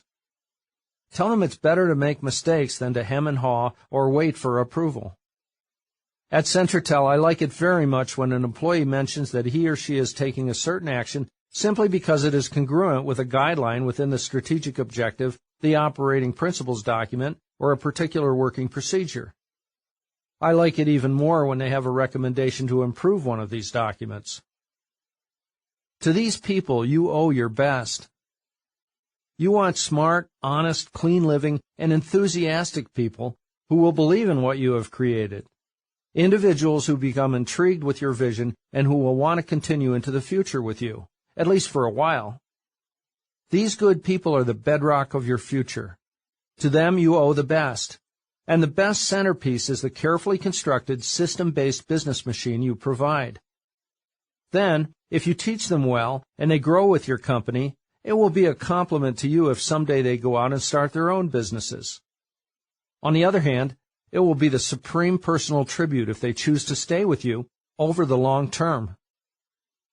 Is the focus on the product or the system? It seems logical that a leader should hyper-focus on producing the product and finding customers. But this is the problem. Exclusively concentrating on these tasks without an overall strategy of system improvement of the product and its delivery ultimately leads to dysfunction because the roots of events aren't being addressed. Failure to adopt an outside and slightly elevated perspective is the primary reason only one new business out of 100 will survive 15 years. Here's the good news. The bulk of those 1 in 100 survivors are doing very well indeed. Albeit grim, here's more good news for you personally. The vast majority of your new competitors are doomed. Understand what all large successful businesses have in common. The leader's largest time expenditure is not in coordinating big deals and conducting meetings. Instead, the leader is spending most of his or her time supervising adjustments of the system mechanisms that produce and sell the product or service. Getting your staff to buy into the method. The Climb on Board aspect is a centerpiece of our premier consulting service. See Appendix F. There are staff-empowering subtleties that must be built into your new machine. For instance, as already mentioned, employees should not just be empowered to create new working procedures, they should be encouraged to make suggestions about improving existing ones. This is a key element in our business documentation software. See Appendix J. Also, as previously discussed, a staff member's suggestion should be considered and decided upon as quickly as possible. There will be many other nuances regarding staff action and interaction that will naturally evolve out of your strategic objective and operating principles. And be sure to look hard at finding ways to reward employees for great individual performance. A salient point is that you won't be turning your business into a democracy. You are the leader, and that's okay. It's what you want, and it's what your staff wants. I wrote a trade journal article that is quite direct about how management should consider staff. See Appendix G. The key to empowering your employees lies in your own internalizing of the system's mindset. Once that happens, and the business is seen as the machine that it is, the subtleties of management and guidance will come naturally. And know that once staff is empowered to be an integral decision-making part of your operation, you won't have the attitude problems that plague so many businesses. It's an amazing transformation to witness, but it's completely logical. Treat your employees as adults and as the critical part of the business they are, and they will want to climb on board. Evaluating people. Your team must see the operation in the same way that you do. If you are going to be in control, you are going to have to be in charge of your staff. And that means you will have to remove people who can't or won't deal with your vision. Sorry about that. You will replace them with new people who share your system's mindset. In our search for system-oriented personalities at Centratel, here are the primary hoops job applicants must jump through. Note that clear-headedness and self-discipline are common threads. Did the applicant 1. Show up for the interview on time. 2. Achieve the minimum required score on the aptitude test. 3. Know about the business. Did he check out the website before applying for the position? Are there questions about what goes on in your business, or is the applicant just looking for any job? Is advancement important? 4. Smile. Seem happy. Generally, did he seem to be self-disciplined? 5. Did the applicant listen to you, or were your words sliding by unheard as she waited for the next opportunity to pitch her expertise? 6. Carry on a reasonable conversation. Look you in the eye. 7. Appear to be literate. How does the resume and any written work performed as part of the interview process look? How did the applicant talk? Too many yes, likes, and you knows? 8. Did the applicant convey taking care of himself? If not, the raw truth is that in most cases of personal neglect, there is a lack of self-discipline. Have a stable work history, not bounce from job to job. Pass the drug test. As marijuana becomes legal in many states and drug testing itself comes under scrutiny, is there a source of drug and alcohol-free people? Indeed. See workthesystem.com/clean. 11. For certain positions, did the applicant pass the criminal background check? And 12. Did the applicant have solid references? By breaking down the subjective interview process into bite-sized component parts, we transform it into an objective black-and-white pass-fail test. Yes, intuition can be important, but it should never override your guidelines. Don't confuse feelings with logic, subjectivity with objectivity. However compassionate this person needs a break gut feeling is too often a mistake.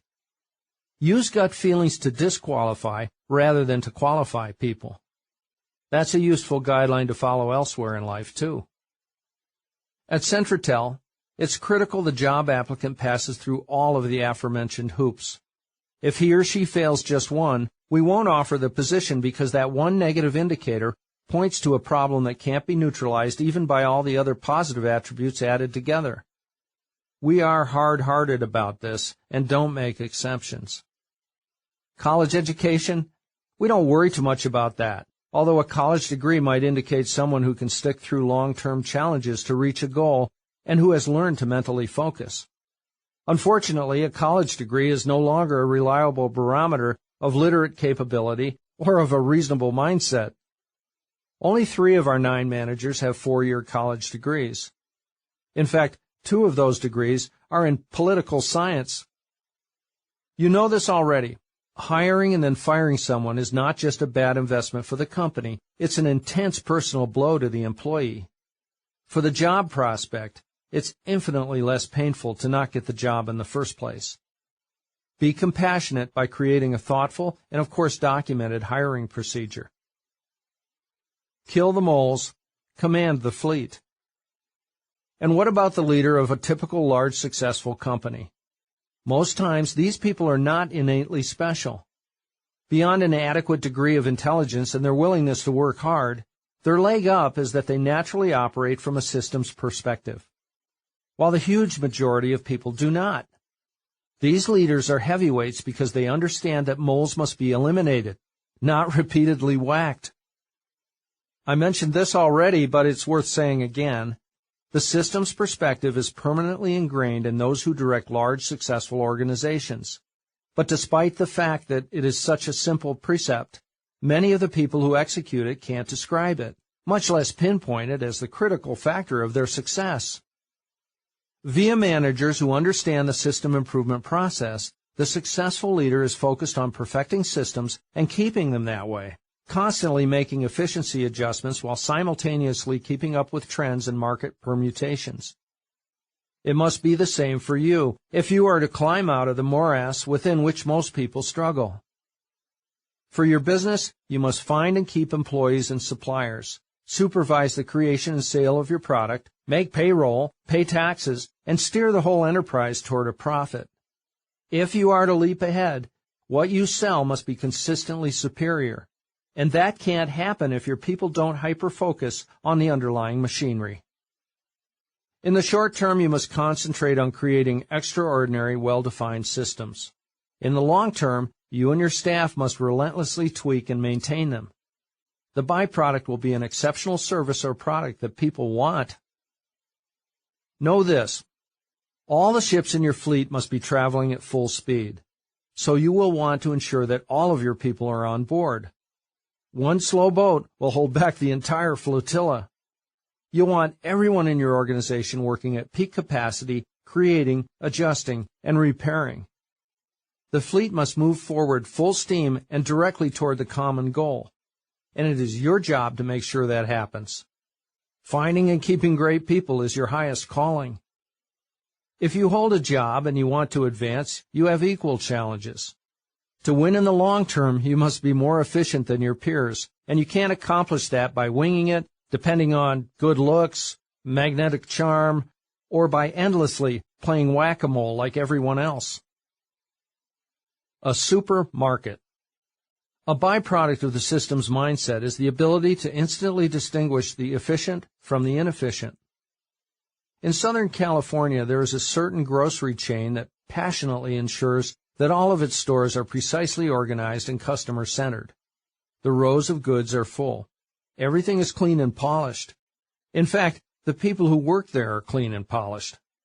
Walk the aisles and catch the eye of a clerk. You can feel the pride. Each store is assertively systematic. I don't personally know the top people, but it's obvious. Here is an impeccable model of thought-out and documented system strategy, directed from the top of the organization down to the customer contact level.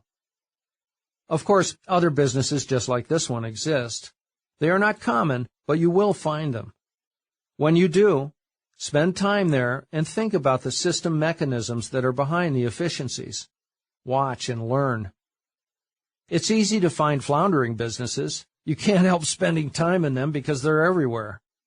In visiting such a business, there is also much to learn. Note the lack of pride, the lack of detail oversight. Feel the chaos. This is the antithesis of what you want for your work and your life. Chapter 17. Consistency and Cold Coffee. My goal in sailing isn't to be brilliant or flashy in individual races, just to be consistent over the long run. Dennis Conner. In the Pacific Northwest, the coffee kiosk is pervasive. Often smaller than 100 square feet in size, these tiny portable buildings inhabit parking lots adjacent to busy intersections and high-traffic streets. Most often operated by perky, bright-eyed baristas, the kiosks are convenient for the drive-up-on-a-whim coffee drinker. The concoctions they serve run the gauntlet of complexity and can cost as much as $8. Although the kiosks offer every coffee drink imaginable, I don't often use them. The infrequent times I drink coffee, I go out of my way to buy it at either a national franchise outlet, guess who, or a locally operated shop, with a preference for the local, because, well, it's local. A long time ago, in the midst of my 80-hour work weeks, I experimented with patronizing a new kiosk near my home. On the way to work early one morning, I pulled over, desperate for a cup of strong, hot, black coffee. The barista reached down to my car window and served it to me in a paper cup. I set the cup in the holder, negotiated my car back onto the busy street, and was again on my way to the office. I was so ready for that first sip, and yuck! It was tepid, thin, and tasteless. Ah! I instantly ratcheted to 10 on the frustration level, and have always remembered the intensity of my annoyance with that particular cup of coffee. Going out of my way, I drove downtown to one of my standby shops, and with a ceremonial flourish, dumped the still full kiosk cup in the trash bin outside. I stepped inside and bought another cup.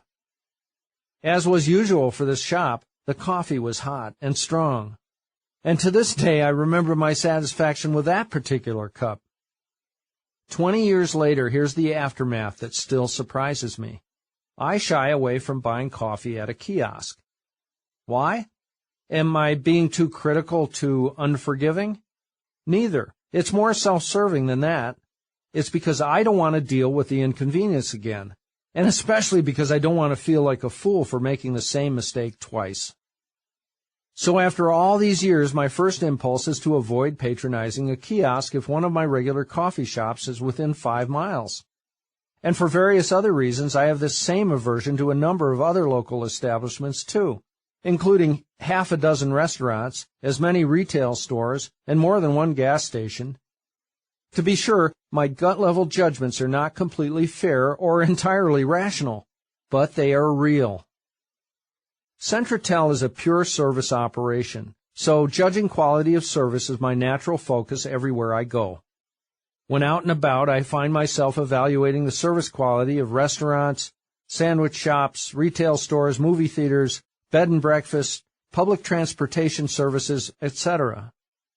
It's an unconscious analysis until there is superb service or especially poor service, at which point I instantly get conscious.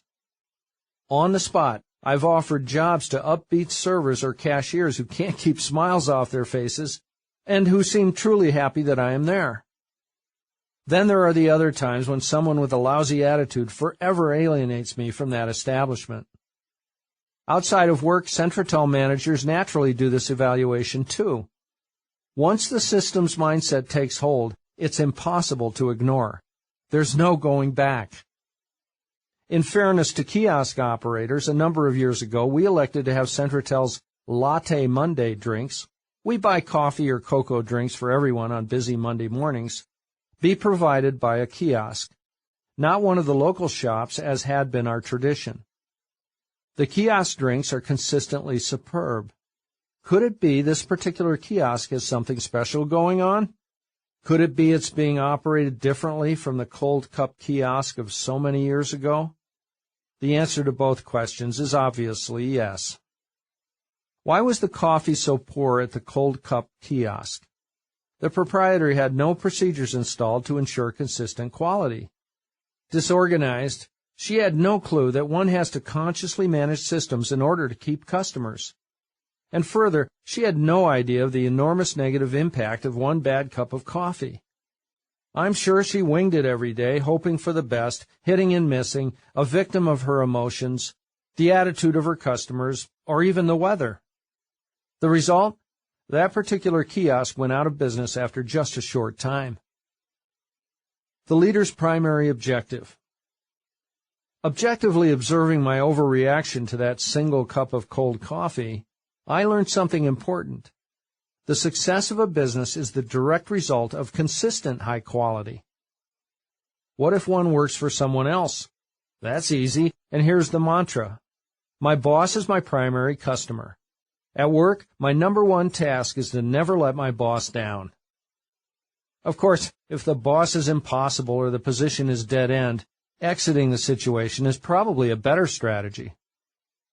In our culture, and despite the universe's propensity for efficiency, service quality is too often poor, mostly because of the human tendency to neglect the systems that produce the service. But the good news is that it's easy to provide superb service if the focus of the business operator is on creating and maintaining organizational systems that will ensure consistent quality. Here it is yet again. The creation, maintenance, and enhancement of internal systems must be the leader's primary objective. The following is a not-so-tongue-in-cheek example. You don't want a customer treated badly by an employee who has a hangover. What you want is a system that will cover the bases for someone who is having a bad day, presuming this someone is not a chronic problem employee.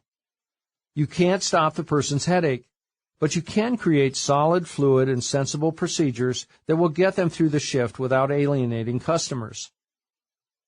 Not providing guidance and leaving affairs totally up to your not-doing-so-well-today employee is a losing bet. The numbers do not bode well for you, the business owner or the department manager. And what if you have a hangover? If you've sufficiently worked your systems, sit back for a day or so and stay out of the way without gumming up the works with your sour disposition. Disappear and let your systems carry the load. It's a powerful human idiosyncrasy, this willingness to make snap yet irreversible negative decisions based on one-time bad experiences. So beware. When customers are disappointed in your service, know they will have a predilection to go elsewhere next time, never to return. Your best bet is not to fail them in the first place. The tip system. Consider this anecdote about tipping as it relates to our discussion of refining a process. Serving customers is a recurring process that can be honed into a fluid protocol that will produce huge tips, or not. My female companion and I sit down for a meal in a restaurant. At this point, even before saying a word, the wait person, in this case a female, has earned a 25% tip. It can be downhill from this point forward. If she greets us with, "How are you guys today?" there is an immediate 5% deduction in the tip for offhandedly referring to my date as a guy. Now the tip can be no more than 20%. If the wait person delivers the food and walks away with a semi-pretentious airheaded "enjoy," there is another 5% discount. If she delivers the check along with the food, working man's diners accepted, there's another 5% off the top. If she checks to see how we are doing at mid-meal and blatantly interrupts one of us in mid-sentence, yes, there is another 5% deduction. Now we're approaching no tip at all. Although I don't sit there consciously tallying a wait person's performance, and seldom does one go without being tipped, the essence of my thinking process is in this formula. It is systems thinking, both at its best and at its most ridiculous. And for the record, I am a generous tipper. How does this relate? If I were the owner of a restaurant, understanding my business is a collection of repeating processes, I would monitor my own reactions while dining at other restaurants. I'd take notes. Working with my food server staff, I would produce lists of never use phrases and actions and recommended phraseology, and then would make sure every single one of my servers knew them by heart. The list would be included in the server performance working procedure. Yes, really, that is exactly what I would call it. The procedure would be my personal obsession and my staff's center of attention. We would continuously update it. Only a few pages in length, it would be alive, always evolving. It would be the centerpiece of discussion by old hands and new hires. Together, over time, we would relentlessly work this system to higher and higher potency. I would post it prominently in the kitchen, in my back office, and the lounge. I might even frame it and hang it near the front door where customers could see it. Staff buy-in? No problem, because the staff helped create it. For the restaurant owner, how much effort does this entail? A simple working procedure like this could quickly take service quality from mediocre to superb, an incredible payback for a tiny investment of time and effort. We watch and learn. At Centratel, we watch and learn, and then we use that new information in the future. We try hard to avoid foul-ups, but when we do commit an error, we're obsessive about fixing it. We bombard the unhappy customer with tender, loving care to the point where he or she is happier after the error than before it. Via our complaint procedure, we call the customer back a minimum of 2 times at prescribed intervals of 1 day and 3 days to make sure the error has not repeated itself. Also, we have 2 customer service people whose sole purpose is to call customers on a regular basis to see if everything is okay and to update their account information. What if you don't operate a business? If you are someone's employee and your position has potential, apply these principles and watch your rapid ascent of the corporate ladder. Tweaking and maintaining. So the primary commonality among successful businesses is the concerted effort to maintain consistency in product and service quality. This means that in a prosperous enterprise, the leader spends most of his or her time supervising the adjustment and maintenance of subsystems. The more successful a business is in gaining and retaining customers, the more one can be sure that whoever runs the business is focusing on a strict set of methodical guidelines for quality assurance and customer service. And yes, for the successful employee aiming to climb the corporate ladder, this system improvement process is also the center of attention, although confined to one's area of responsibility rather than to the entire company. Just how hard can I beat this concept to death? It's all about perfecting systems and then maintaining that perfection. What about your personal life? It's what Mom told you. Always return a friend's phone call promptly, say thank you a lot, pay your bills on time. For loved ones, observe holidays and don't ever forget birthdays. For anyone, if you promise something, make sure you do it no matter how trivial. If you foul up, apologize. Consistently do these simple things and people will trust you. They'll know you're dependable and will want to have a relationship with you. A place for everything and everything in its place. So you must develop the habits of consistency, the child of character and self-discipline. Consistency is not a hand tool one picks up to use only when needed. It's a trait to pack around everywhere, a permanent part of your persona. To cultivate this habit, the largest challenge is to fight the old habits of laziness and procrastination. By being moment-to-moment proactive and by paying attention, good results will come quickly. And with those successes, you'll find that consistency soon becomes effortless.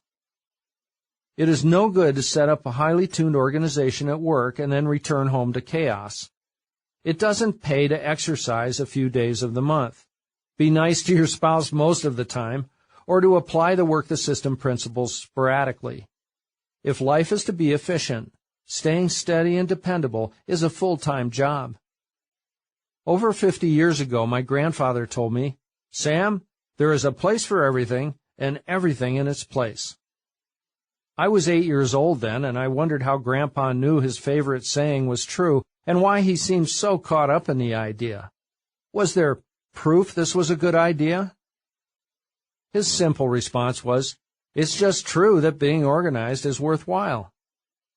At first, if you must, take it on faith that being organized is something good. Then, find time tomorrow to straighten out that top drawer in your desk. And this weekend, go out to the garage and start the cleanup. Do some organizing every day, even if it's just for 15 minutes each time.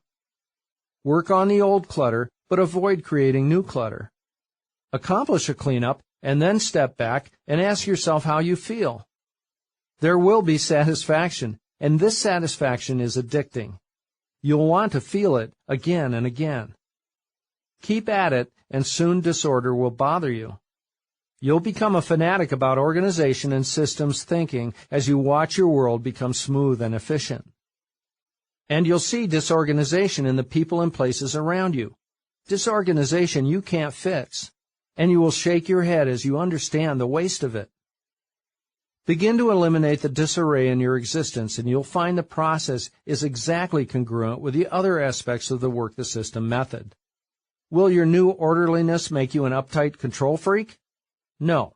On the contrary, you'll find yourself loosened up and relaxed. You'll be a smooth operator with time and energy to spare. Breaking the rules and job security. The following narrative is not about employee discipline or conflict resolution. Simply, it has to do with thorough documentation and staff buy-in that will circumvent those grim management entanglements. With clear-cut rules, no gray areas exist to cause uncertainty and anxiety. 8 years ago, we had simultaneous problems with 2 Centratel employees. The first one's work was very good, but he failed a random drug test.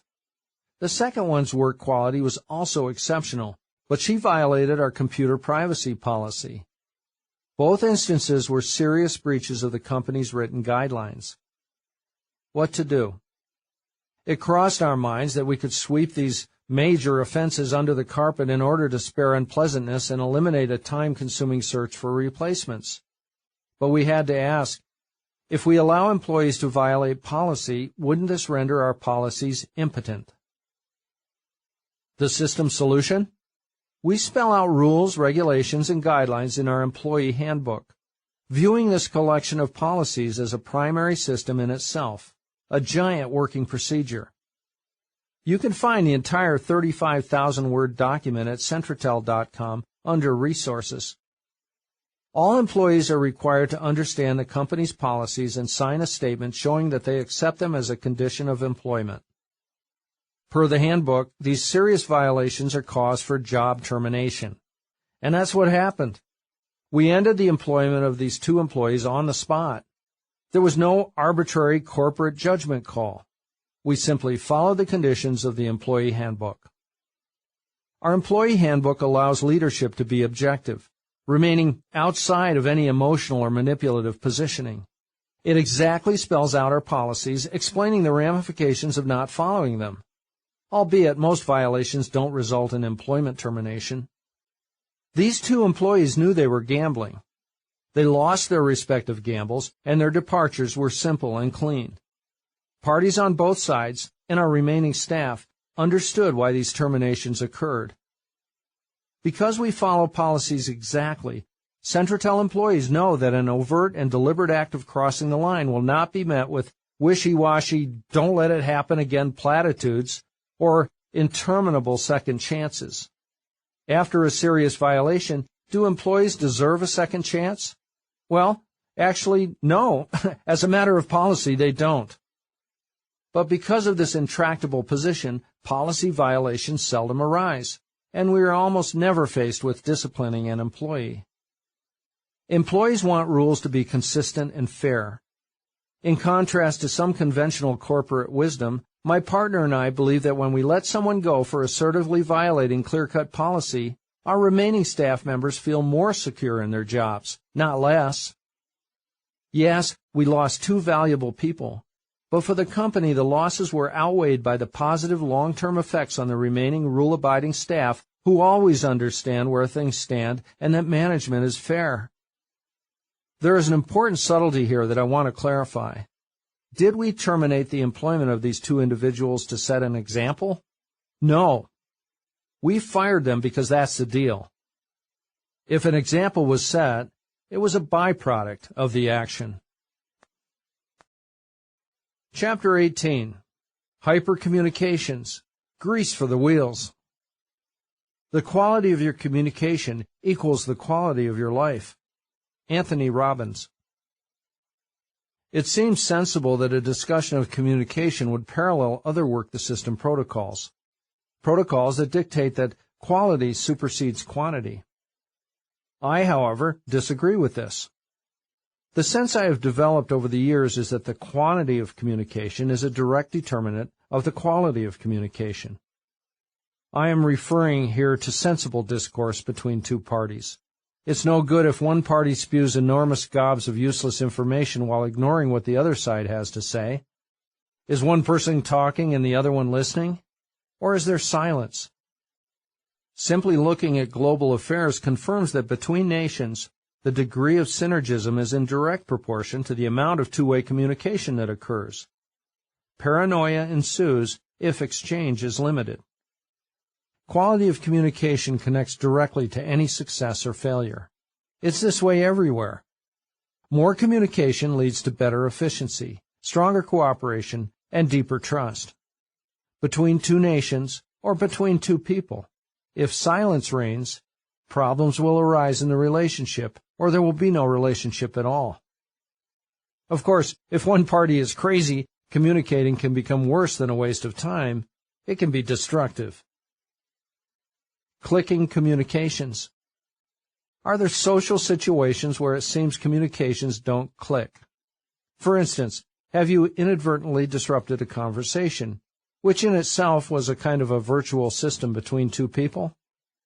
And how does it feel to be distracted when you are deeply involved in a focused process such as a phone conversation, book, or some complex detail of your work? Avoid interrupting others as you shield your own self. If lots of communication occurs, the quality will take care of itself. Because our regular communication at Centratel is hyper-thorough, I am sometimes at a loss for agenda topics for our weekly staff meetings. Nevertheless, we meet once each week, even if it's just to chat about an upcoming wedding or someone's birthday. It keeps us in touch, and we feel like a team. We laugh, and that alone is worth it. But we keep the meetings short because we have work to do. As leader, I have periodic get-togethers, in person or by phone, with my Chief Operations Officer, Andy, who has the deepest understanding of the company's overall system strategy. These meetings quickly get to the root of things. Discussions are fluid and concise, and in a very few minutes we discuss a variety of issues. My Centratel business partner, Sam, and I have brisk check-in chats too, pointed and succinct. Same with my Work the System consulting business partner, Josh. The commonality? Discussions are short, but frequent. There's a caveat. It seems there's always a caveat to the idea that quantity trumps quality. Communication with oneself. One's own self-talk. In Western culture, excessive internal communication is a problem. We examine, re-examine, dissect, and massage our thoughts endlessly, wondering, what is the problem? Is he angry with me? Did I say something wrong? Did I do enough? Do I need medication? Counseling? Am I a good person? We would do well to communicate with others more and self-ruminate less. Do what you say you will do. Keeping promises is a system in itself, one that maintains personal self-respect as it engenders solid relationships. Don't distinguish between large promises and small promises. Keep them all. Keep them to everybody you make them to, including yourself. Keeping promises will set you apart from the crowd. Think about it. In your experience, how many times have people failed to do what they said they would do, especially relating to the classic assurances, "I'll call you next week," and "I'll take care of that." What if you become 100% reliable among your friends, family, and work associates? What if you dogmatically keep the promises you make, rather than leaning on them as manipulations intended to change the topic or exit the dialogue? What if people don't have to prod you into action? What if you do what you say you will do, exactly as promised and on time? The short answer is that the people around you will hold you in high esteem as someone with high integrity, someone who can be trusted. Communication mechanics. Discussing communication mechanics can be a monstrous proposition, so let's boil it down. This is basic stuff. If there is a problem with someone, have a meeting immediately. Talk it out, one-on-one. If silence ensues, do something to promote dialogue. But be careful. If emotions are running high, put point of sale aside and wait for the situation to calm down. Be accessible. Give people an opportunity to leave a private message if you are not available. Can the people who are important to you reach you readily, or are there mechanical, bureaucratic, and/or psychological barriers? Promote fluid discourse by making a wide range of communication tools available to your staff, and by providing various meeting opportunities for one-on-one conversation. Be open. Can your staff, clients, and potential clients find out more about you through a website and social media?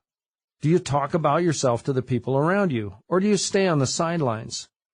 Mysterious people typically don't do well in relationships. Yes, it's important to keep the lines of communication open, but are you going back and forth with a person who routinely works against you? This could be in a family or friend relationship, or with an employee or client. If the other party's intentions are systematically contrarian or malevolent, it's irrational to continue to communicate. End the relationship. You are not in the business of defending yourself or being coerced. Do you have a close family member who is on the attack or is a crazy maker? If so, I sympathize. That's a tough one. Get to the point. Unless you are at a barbecue on a Saturday afternoon, cut yourself and those around you a break by getting on with things. Be cordial and friendly, but don't overdo it. Never bash others behind their backs. It's low class, and any employee, client, or relative who has any degree of sophistication will consciously or subconsciously devalue you. Talk up to the people if that is the context. Your client who is paying you wants the bottom line. Your personal friendship or clever witticisms are not part of the deal. Likewise, with your boss, while you take direction and provide information, stick to the topic. Put yourself in the shoes of the people you employ. What they want most from you is concise direction, respect, and paychecks that arrive on time. Everything else is secondary. You aren't pals with your child. You're the parent. Act like one. Don't try to be some kid down the block or Santa Claus. Be the adult parent template your son or daughter requires. It's disturbing to see a father down on all fours goo-gooing with an infant. Yet, on the other hand, it's equally unnerving to see a father speaking man-to-man with his 4-year-old, reasoning and explaining as if the child were an adult. In perfecting the communication mechanism at Centratel, we didn't limit ourselves to subsystem devices, tools, methods, and policies. Here's an example. Our physical office is part of our communication strategy. Burning up time looking for each other is utterly wasteful, so we provide a subsystem to prevent it. Glass walls between offices. Each administrative office has them on 3 sides so we can always see one another. To determine the availability of another manager, all we do is raise our heads to see whether that person is busy talking to another staff member or on the phone. There is no need to call or walk down a hallway to knock on an office door in order to investigate availability. The telephone answering service operations department, the heart of the service we provide, is in the center of the office space, with the previously described administrative offices around the edges of the room. It's a psychological reminder for everyone that the main purpose of our business is to take and deliver messages. Our office is an energizing space, too. Open and bright, it promotes positive group chemistry as each of us sees the rest of the team quietly hammering away. We're all in this together. I do my part of management without having to be in the office. In-office capabilities are available anywhere I travel because there is access to all files, and I can video conference with my iPad. With no fuss, I've led staff meetings from all over the world. Even today, as I update this 4th printing of the 3rd edition, it's early morning on February 25th, 2014, and I'm in New Orleans. And it seems I'm just as close to the operation as if I were home in Oregon. Gone missing. Several years ago, I had my home remodeled. Immediately after, I flipped another house. In both cases, numerous subcontractors, both experienced and inexperienced, did the work. In this world of framers, plumbers, electricians, roofers, and concrete professionals, there is an interesting commonality among the inexperienced. It is difficult to communicate with them. Phones go unanswered, messages are left with no return calls forthcoming, or voicemail boxes are full. The subcontractor has gone missing. One has to wonder how these people stay in business, and I know for sure that most of them don't. The dysfunctional communication system is a reflection of the subcontractor's chaotic business methodology in which he or she is so wrapped up in reactionary fire killing and in doing the work that insidious inefficiency goes undetected as it devours the profits. It's a profound error of omission in which potential and paying customers are relegated to the bottom of the priority list. Chapter 19. Prime Time.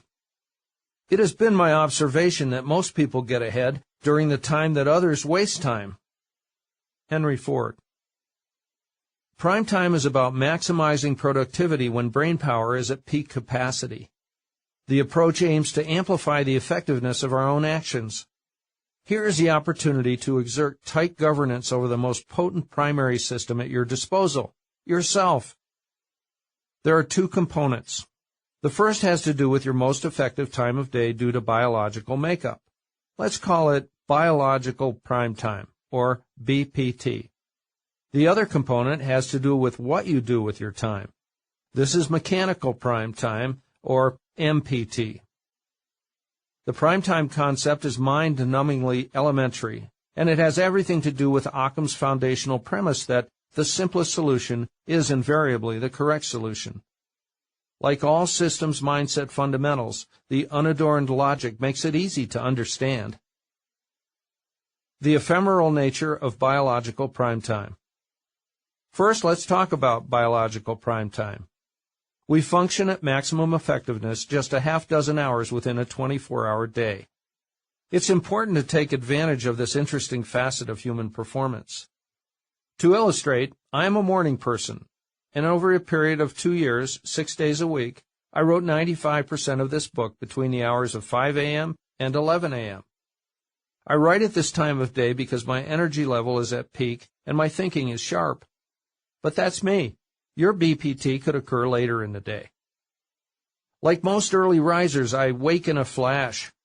Then, because my BPT quality and speed are at peak until late morning, I avoid expending any of this time period on television news, exercise, or reading. I spend it only on my most important projects, the projects that promote freedom and peace. By noon, my critical thinking ability is declining and my energy slumps. By 2 p.m., it's hard for me to keep my eyes open. If I miss or frivol away my daily 6 hours of BPT, that's a full day's peak creative allotment wasted. In the early to mid-afternoon, I tend to non-essential or less mind-intensive activities. I humbly accept my afternoon downturn because it's just a mechanical phenomenon, a sine wave low point, a decreased performance period that has nothing to do with my overall intelligence or strength. Because my car is out of gas does not mean it needs repair. If a peak performance is required during my low ebb period, I exercise or find some other non-chemical way to stay in gear. In any case, I get a second wind at about 4 p.m. It lasts a few hours, but it is not as potent as my early morning session. Certainly these ebbs and flows are genetic. Both my mother and my father shared the same pattern. For most, BPT comes later. These people are most effective from 9 a.m. to 3 p.m. Talk to someone with this more normal BPT, and they'll tell you they are zombie-like if they must rise at 5 a.m. They prefer to wake slowly, at 8 a.m., and need gentle time to get into gear. Their second wind comes in the evening. For a couple living together, conflicting BPT schedules are an interesting challenge. As the highs and lows overlay each other, it's both amusing and problematic. When is your BPT? Analyzing the why of BPT is not important because it's just what it is. What's vital to know is when it occurs.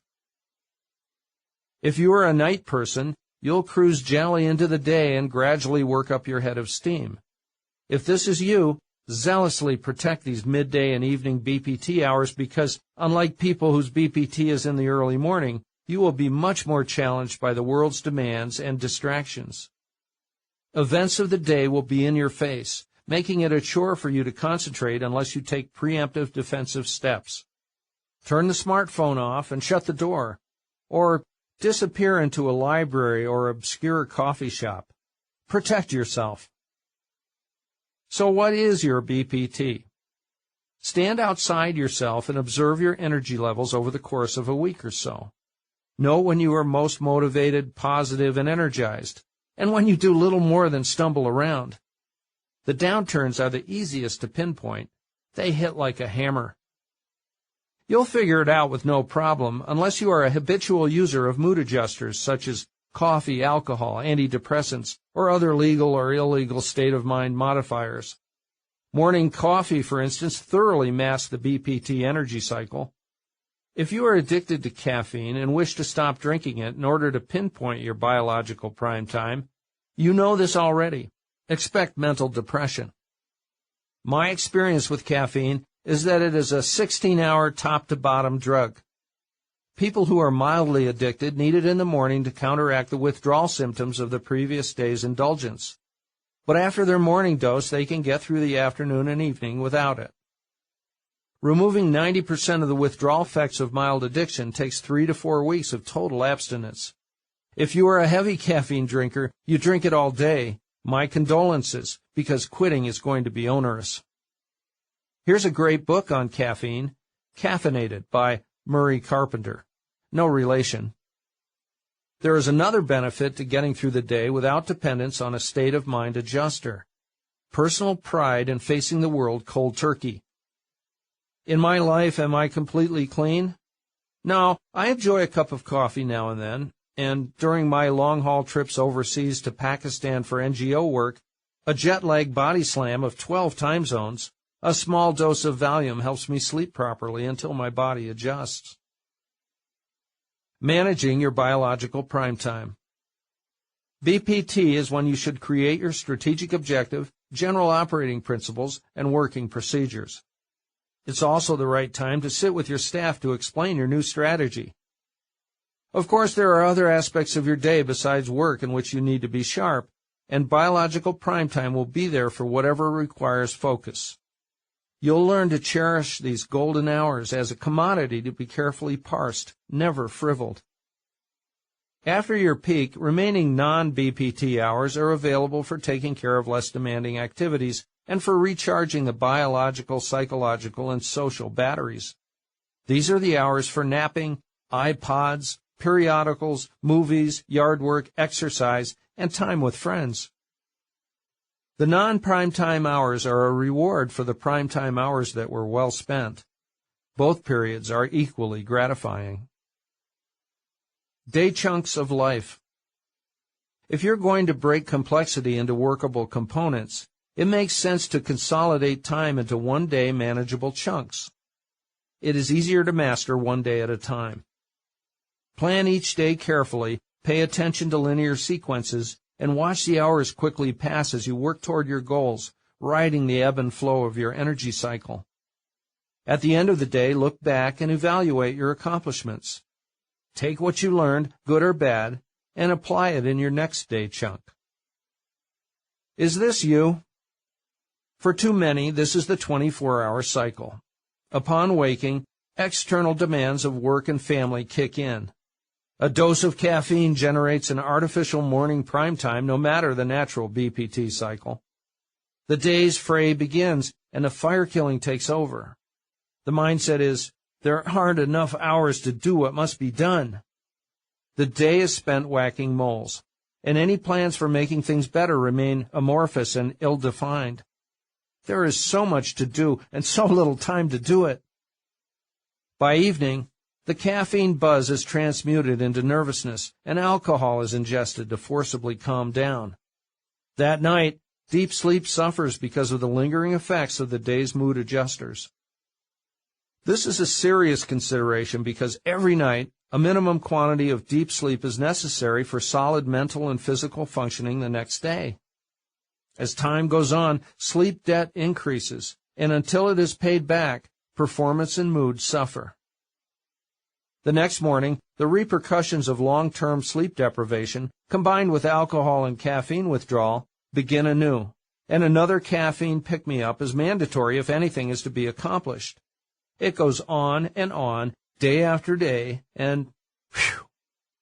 The result is a nervous and exhausted treadmill human being, just another rat in the rat race.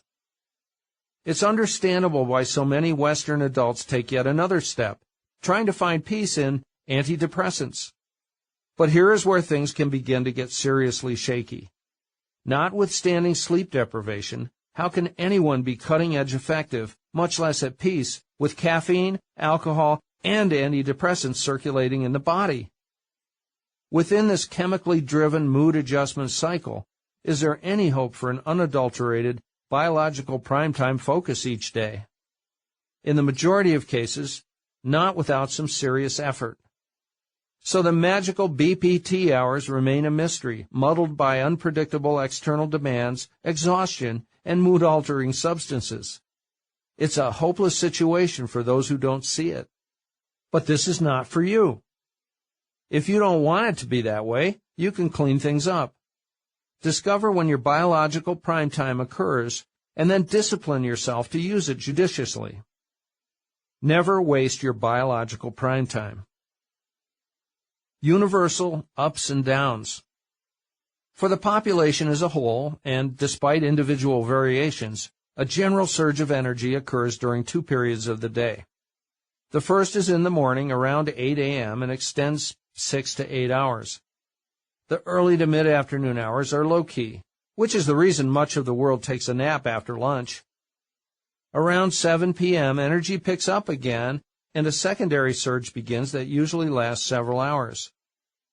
At around 10 p.m., mental sharpness begins to steeply decline, and it's time to get ready for bed. This universal cycle is a part of human biology, and whether you are a morning person or a night person, your individual sine wave peaks and lows will intermingle with the universal pattern. Mechanical prime time and the real business. Mechanical prime time has to do with what you do with your time. It's the time spent building primary systems such as a business or a career, and with some notable exceptions that I will discuss, it is not the time spent doing a job for money or mechanically producing the product or service. Whatever you do, if you wish to create freedom and prosperity, maximizing your MPT is critical. Create as much of it as you can. Unlike biological prime time, which happens automatically whether we are ready to take advantage of it or not, mechanical prime time exists only if we generate it. Many people never experience mechanical prime time because they don't know what it is. Or if they do, they're too busy killing fires to go there. Most just stumble into it occasionally. Your task is to identify exactly what it is for you, and then spend as much of your day there as possible. Let's define MPT through the back door by discussing my rather strict definition of a real business. This interpretation presumes there are but two positions in life. Either one is the boss, or one isn't the boss. One either owns the enterprise, or one works for the enterprise. The obligatory caveat: can a person be both? Sort of. We'll get to that. In a real business, the owner is not the one physically generating the product or service. This can be a bitter pill to swallow, but it is difficult to dispute that if you are the one creating and or delivering the actual product or service, you're working a job. You own a job, not a business. Yes, even with attendant high income and prestige, doctors, attorneys, consultants, celebrities, and professional athletes have jobs, not businesses. Don't get me wrong here, a job is not a bad thing, and offers some real advantages over my rigid definition of a business. We'll get to that soon, too. The key indicator of a job is that one has to show up. Not so with a true business. A business operates with cursory supervision from the owner, churning out profits as its own primary money-making machine, its own organism, self-sufficient and independent. Think this pleasant thought. Money keeps materializing in my bank account while I'm elsewhere. Mechanical prime time is time spent building a business in order to achieve the above.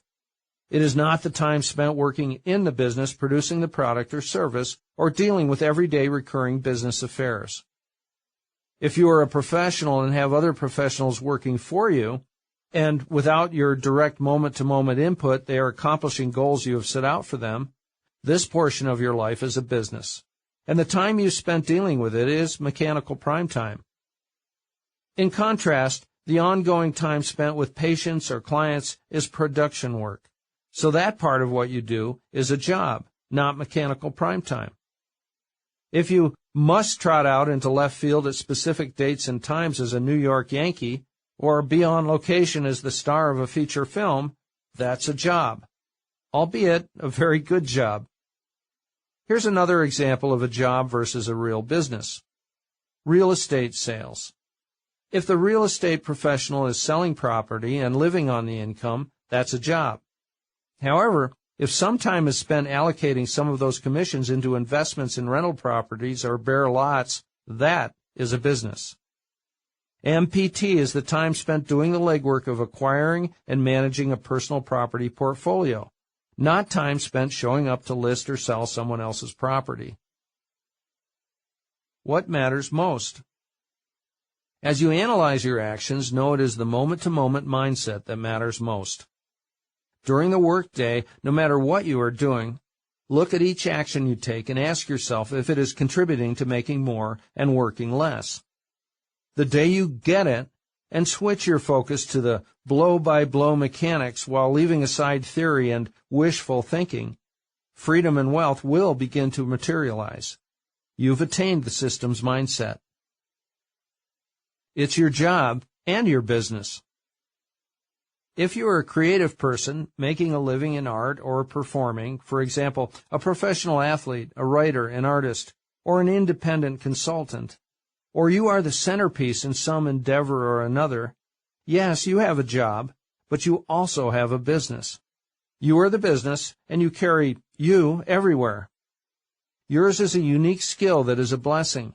You are a creator. But as you create, you must deal with the showing up challenges of managing the day-to-day gyrations of the enterprise. You not only must do what you do as the creator, you have to preside over accounting, purchasing, accounts receivable, advertising, customer service, public relations, and so on. And if you make your living as a celebrity, there is also the extra notoriety baggage that comes along with the package.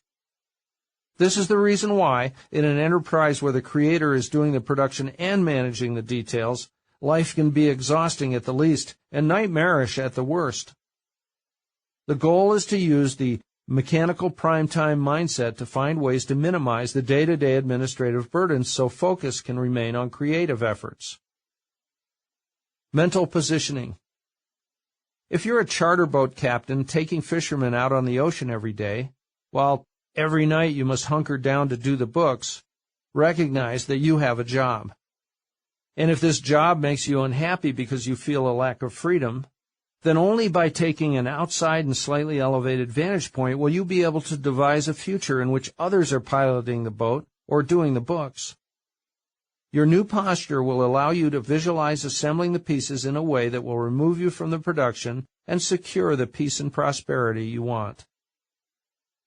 The beauty of holding a traditional job. Most people have jobs, and as of this writing, there is not a general revolt against the concept. A job is a revered enterprise in any society, as it carries it's a good feeling to be part of the team camaraderie. It's understood in democratic and socialist states alike that the people who are out there working jobs are the bedrock of the society. They keep the wheels turning. For you, having a traditional job is ideal if any one or more of the following are of the highest importance. It's a relief to be able to leave the job at the end of the day and not have a single work-related worry on your mind. You are put off by the idea of managing the extra degree of financial risk, uncertainty, and headaches that can come with a business. You are doing what you love and feel a high sense of self-esteem and simply don't want that to change. You are building something of value, and the future looks bright.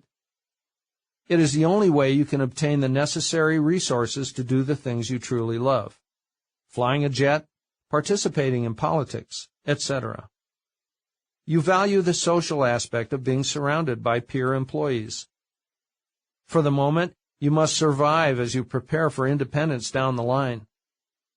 You are making more money than you require and creating a future of freedom just from the assets you are stashing away. With your skill set, because of your physical location or for whatever reason, there is no opportunity elsewhere. You crave the security of dependable benefits, insurance, retirement fund, savings plan, steady paycheck, etc. If you enjoy your job and don't want to be on your own, know that the mechanical prime-time mindset is a tremendous asset. It will provide you with a better understanding of the big picture of the organization. And with this clear vision of where things are headed, you can make a potent contribution. If advancement is your goal and there is a ladder to climb, the MPT mindset will energize the process. Beware falling off the roof. Presume you are the sole proprietor of a roofing company, and every day you climb up on a different roof. This makes you an integral component of the roofing business system. You're the employer and the employee. And, bad news, you're gambling with the long term because when you least expect it, you may fall off a roof and be seriously injured. Since you are the employee, who will perform the production work when you are out of commission? Your time on the roof is not mechanical prime time. Your time up there is a job, and a dangerous job at that. MPT is the time you spend finding someone else to climb up there on those roofs. It's the time you spend thinking about how to extricate yourself from the mechanism, so you have time to build it and make it self-sufficient. A self-contained entity of worth. Here's the great thing about owning a real business. Someday it can be sold as a packaged entity, a self-contained primary system. The capacity for a business to generate income without the owner doing the actual production work is what endows a business with enduring value beyond everyday cash flow. If you are a critical element in the generation of the product or service, the need for your presence is going to be a problem when you want to sell what you've built. If you are a service provider and wish to retire with just a customer list to sell as an asset and no one to perform the production of the service, how much is that worth? Unquestionably, much less than you want it to be. But if other people are doing the sales and production work, and the organization cranks out solid profits without moment-to-moment input from you, your business will have tangible worth. It will be a money machine for you while you own it, and for someone else who buys it later. The ability to churn out a black ink bottom line without the owner's presence means the business is its own primary system, its own organism, separate from the owner, with monetary value as an independent entity. No, this doesn't mean you will create a business that won't need you. From outside, you will have to keep it pointed in the right direction and continuously muster its growth. Automate, delegate, discard. Here's the root of mechanical prime time. The leader spends the majority of his or her time focused on driving the business to self-sufficiency and making it grow. The charter boat captain or the roofer can turn 80-hour work weeks into 2-hour work weeks. Application of MPT gets one out of the boat or off the roof and turns a job into a business, a stand-alone money machine with intrinsic value. For those in corporate leadership positions, the same mechanical prime time strategy accelerates the ladder climb. Remember this: executing production is a distraction from what must be done to achieve freedom and control. To maintain mechanical prime time throughout the day, ask the following question repeatedly. For the processes required to create my product or do my job, how can I automate or delegate those processes so they are still executed with maximum efficiency? Even better, can I discard useless processes? Managing your biological prime time and mechanical prime time. In my businesses, I simply steer the ships. There's great income, and the asset bases grow steadily. My BPT is carefully allocated to the actions that are most important for long-term gain, MPT tasks, which include reviewing and suggesting refinements, occasional brief meetings with staff to provide whatever guidance or input they need to advance their own MPT projects, and envisioning and planning. My non-MPT tasks include handling payables, because overseeing expenditures is the smart thing for me to do, and contributing to our websites and blogs, because I enjoy doing it and because I'm the best one to keep our online messages congruent with what I think and believe. Of the brief time I spend on business, most of it is mechanical prime time. And no, at Centratel I don't answer the phones or take deposits to the bank anymore. When you are not in biological prime time, if you feel like it, it's okay to focus on mechanical prime time tasks, the tasks that have to do with improving and growing your business and your life. High energy or low energy, keep your work activities pointed toward primary business building or career advancing activities per your critical documents. In your day, stay in MPT as long as possible. But remember, you must be balanced in order to avoid burnout. Have a life outside your work. Once you begin to see a reduction in time demands, you will be inspired to use biological prime time and mechanical prime time even more efficiently. It's the cycle of increasing returns. Later, maybe it will be your choice to write a book or to get that easel out and paint again.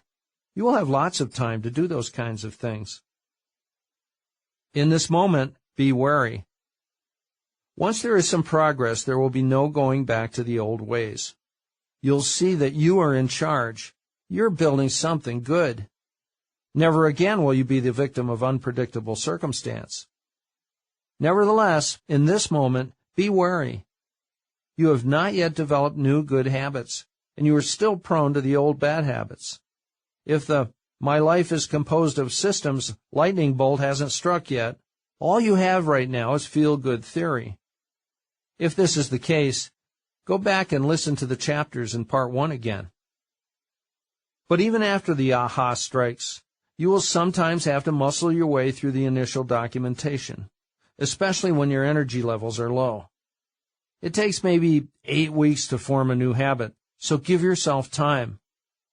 But then again, positive results will probably come sooner, and then your motivation will be powered by plain common sense, the most powerful motivator there is.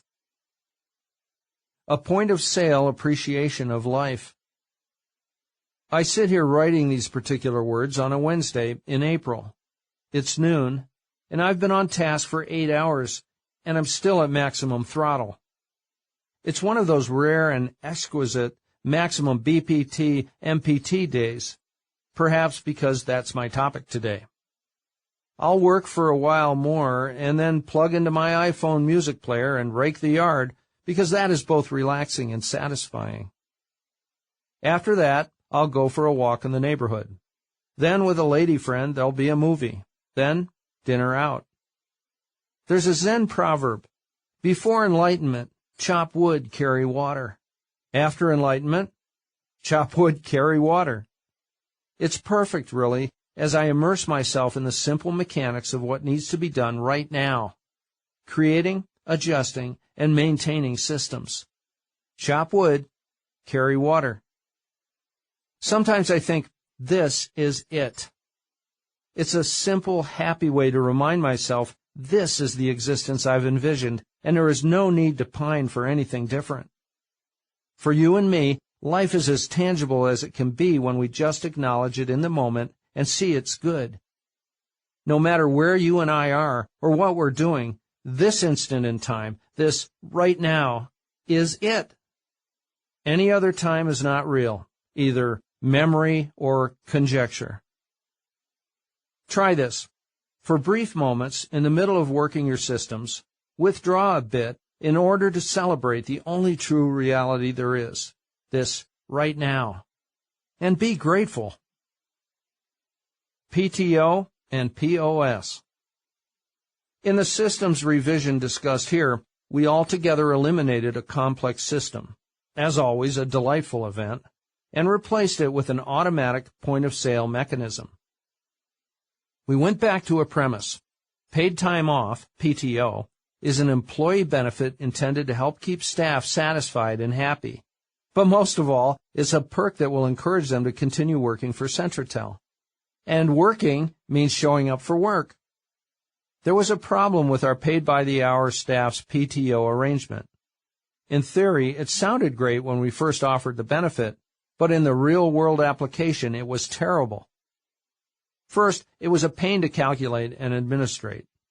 Did our managers do their weekly job of tallying all eligible employee PTO hours and then submit those hours to bookkeeping? Did a TSR report her absence yesterday as PTO time? And beyond that, just how many hours are still available for her to use? Did the books accurately accumulate another TSR's PTO after his 90-day probation was finished? In every case, our PTO system consumed too much administrative and record-keeping time. Second, our people used PTO hours in ways we did not intend. We had designed it for employees to get away from work once or twice a year in a way we could plan and schedule around. And our intent was that it would also be available to use for occasional sick days or appointments. But for many staff members, PTO was used as soon as it was accumulated and with short notice, a few hours here, a few hours there. Many times it was an excuse to be absent from work under the pretense of, I don't feel good today and I think I have accumulated enough PTO to take the day off, so I'm going to call in sick. Too often it turned out that the hourly paid TSR did not have enough PTO accumulated to take a full day off, and so did not work the usual weekly 40 hours. For the staff member, this resulted in a smaller paycheck than expected. And no small thing, Centratel was understaffed. Third, errors in the complex administrative processing invariably led to the granting of too much paid PTO, and over the years this had been a substantial loss to the company. What should we do? We dropped the old process altogether, adopting another much simpler one. Our point-of-sale principle was key in developing the new policy. We stopped the long-term accumulation of PTO. Instead, on each paycheck, we pay it as it's earned. Based on the number of hours worked in a given pay period, our accounting system automatically determines the paycheck's PTO amount and includes it as a line-item disbursement. There is no more manual record-keeping, and the employee knows where he or she stands at all times. Can employees take vacations? Yes, they can take time off as they wish, but they know the time off has been paid in advance and there will be no money earned while they're gone. Now, since employees earn their pay only when they work, unwarranted absenteeism has been reduced by literally 90%. Manual administrative paperwork is eliminated, and there's no confusion. An outside and slightly elevated solution? Absolutely. Chapter 20. The Traffic Circles of Pakistan. Confusion is a word we have invented for an order which is not yet understood. Henry Miller. In Lahore, Pakistan, the traffic circle is the epicenter of the driving experience. Like traffic circles everywhere, the Pakistani version absorbs vehicles from various points and then spews them out at other points. However, these circles differentiate themselves from the more civilized circles of the West, with each Pakistani driver's unspoken proclamation. Enter here, but beware. I do not care what you want. Your existence is an obstacle to me. May the best man win, and know that man is me. The driving is instinctual and primal. The circles are beautiful, really, raw, closed, no-nonsense, hell-bent for leather systems in which an observer can generalize about how other third-world social mechanisms operate. My favorite circle is huge, with 5 concentric lanes of traffic, each with vehicles wildly careening around and around the potholed pavement. A dearth of guidelines. In the Pakistani traffic circle, there are 3 rules. Go clockwise, go as fast as possible, and avoid colliding with other vehicles. That's it. It's every man for himself. In Pakistan, for cultural reasons, seldom is a woman behind the wheel. With the whole system being propelled by an invisible frenzy of mocking desperation. A Westerner standing on the sidelines understands that for every driver it's clearly a matter of life and death. Each must reach his destination just a bit sooner than is humanly possible. Within the seething circle, indeed a living organism, there is no rule for which vehicle has the right of way, unless one considers intimidation a rule. It's amazing. There is no agreement on protocol beyond the rules previously noted. In fact, the opposite of one might expect can take precedence. For example, more often than not, the vehicles entering the circle have the right-of-way over the cars already within. The traffic rages, with all participants frustrated that the general vehicle velocity isn't faster than it is. Competing for space are fragile donkey carts, huge ornately decorated trucks, tiny Chinese cars, cantankerous bicycles, and swarms of darting, weaving motorcycles. When a car or truck breaks down, the driver simply stops his vehicle without any attempt to pull over to get out of the way. He nonchalantly lies on his back under the disabled vehicle and makes repairs. Nobody cares or pays attention to the driver, who escapes being crushed through no act of his own. The drivers revel in the pact that few organizing guidelines shall interfere. It's similar to most third-world gatherings of people. Queuing into a single-file line just doesn't happen because everyone silently agrees that survival of the fittest is the single rule for securing whatever is to be had. In the Pakistani traffic circle, no one is insulted or irritated by the hyper-assertive jostling and the line crashing. It's the nature of the game. And within the circle, you will cut me off while blowing hard on your horn, and that's okay. Within the circle, there is no cooperation or consideration, and everybody agrees that's fine. Cooperate or challenge? Comparing the traffic circles of Pakistan to those of the West provides a stunning contrast. To flatten the playing field for my forthcoming theory, I am presuming that all drivers everywhere share the same desire, to travel without physical damage from point A to point B in the minimum amount of time. Here's the question. To get what one wants, in this case, traveling from one place to another as rapidly and as unscathed as possible, shall it be by independent, single-minded challenges to one another, a rudimentary free-for-all system, or shall it be by group cooperation, an intricate and formal system? In Bend, Oregon, one follows many rules of the road. If not, there will be problems. For instance, the cars already within the traffic circle unquestionably have the right of way. Incoming drivers rarely violate this rule, but if they do, a physical altercation could ensue, with the vehicles pulled over and the drivers making fools of themselves by the side of the road. Western right-of-way rules are ironclad, and 99.99% of drivers follow them exactly. Of course, there are also other Western rules that have to do with speed and signaling. No one would ever dream of changing a tire anywhere near a traffic circle. And horns are rarely heard, as they would be an in-your-face insult. Drivers work hard to not impede traffic or challenge one another. The mindset is on the rights of the other drivers. This oh-so-sensitive driver persona isn't happening in Lahore, where a driver does not consider other drivers, charging into the fray without forethought. It's a totally different game.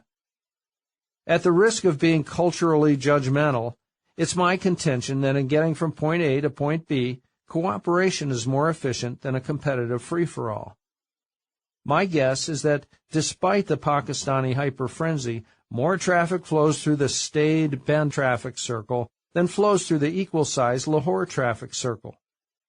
It's also my bet that there are fewer accidents in the Western traffic circle.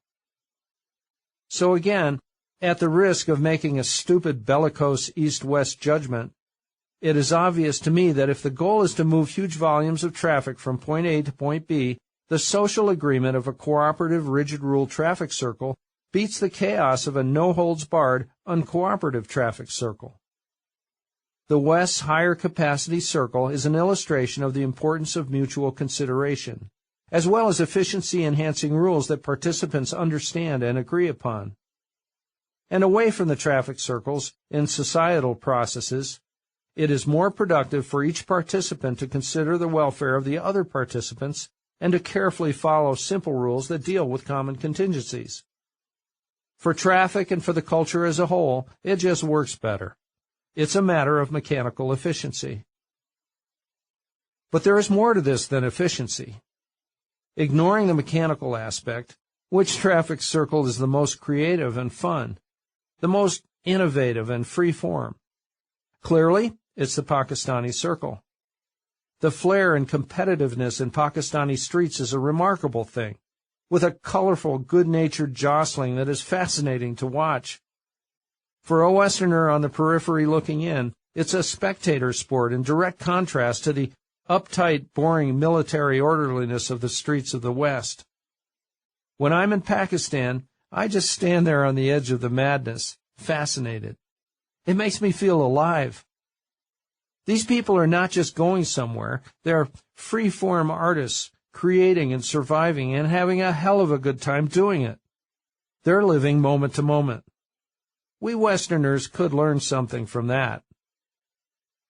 From this rigid framework, take your risks. The drivers in Lahore, Pakistan, and Bend, Oregon, do ultimately arrive at their respective destinations. Like any business or any life, with individual comportment and social expectation being major influences, strategies for making those journeys range from pedantic rule-following to vainglorious self-interest. The two cultures' traffic circles beautifully illustrate the extremes of how one can go about getting what one wants. But is there a middle ground? In life beyond traffic circles, could it be that a staid, conservative foundation could be the launching pad for surges of innovation and leaps of faith? Think about traffic circles as you make your plans for getting through the day. And consider the circles as you contemplate creating a thoughtful, planned framework, a system improvement-based foundation that is safe harbor for new, off-the-wall ideas that will propel you into the life you want. Today, slow down and create order and structure. Later, from this framework, take your risks. Chapter 21. System Improvement as a Way of Life. Dogs bark, but the caravan moves on. Arabian proverb. For a given primary system, to ensure desired results occur over and over again, the task is to adjust subsystems so the correct components are being used and they are sequenced properly. It's about preparation. If you pay attention to the mechanical details of your world, and make proper manipulations to the key systems that compose it, you will construct a life that is unencumbered with fire-killing and seldom dictated by urgency. Flexible, strong, and resilient, it's a life of smooth, calm days. Days that have lots of room for thinking and planning, for building and creating, for friends and family, and for just being yourself. It's a life that encounters tremors, but seldom earthquakes. Whatever your station in life, if your days are frustrating, crammed to the max, and you're not getting ahead, know that things can be fixed if you focus on step-by-step system improvement. You will gain a deeper understanding of the mechanics of how this material world functions, and then apply this understanding in every instance. The systems mindset will be so ingrained that it will modify even the smallest decision of the day. It will be a part of you. Here is a final summary of Work the System mechanics. First, it starts with your change in perspective, the aha insight arriving in a moment of time. Deep down, you permanently internalize your new vision. You see each life event as the product of the mechanism that engendered it, the 1, 2, 3, 4 process that preceded it, not as an isolated happening, a product of luck, fate, God's justice, karma, the stars, or the benevolence or wrath of someone else. When the insight arrives, the next mechanical moves are obvious. Second, you establish your goals and strategy through the creation of the strategic objective and the general operating principles. You do this to establish firm direction, and so there is continuity. Third, you examine the mechanics of the subsystems that make up your business, job, health, and relationships. You analyze them one by one, looking for opportunities for enhancement. Sometimes you add new ones. Sometimes you discard useless ones. Fourth, you make revisions, moving each subsystem to peak efficiency. If you are in a business or job environment, for permanence, you carefully create working procedures to describe the protocols. You and your staff create this documentation from scratch. Then, when you're done, your team intensively coddles your systems and their documentation, always tweaking to perfection. From now on, you and your people spend the majority of time in system improvement. Fifth, a calm and positive comportment evolves naturally because you have developed solid faith in the reliability of the systems that are at work everywhere. It's comforting. You are powerful and serene because you have successfully harnessed your systems, directing them to do what you want them to do. With subsystems isolated, perfected, and then combined together again, you preside over stunningly efficient primary systems, your business, job, relationships, you. At the gut level, without putting your head in the sand regarding the many situations in this world that are not ideal, you grasp the great truth that 99.9% of everything works just fine. Singles and doubles. Forget about making mighty home run swings that will win the game. The numbers are more than a little against you, and your big swings will be a distraction. Instead, hunker down, preserve what you have, and go for the surefire incremental system improvement advances, the singles and doubles. Go slowly at first. Be patient. Relish the small yet permanent betterments that will add up to something big down the line. It's the small details that add up.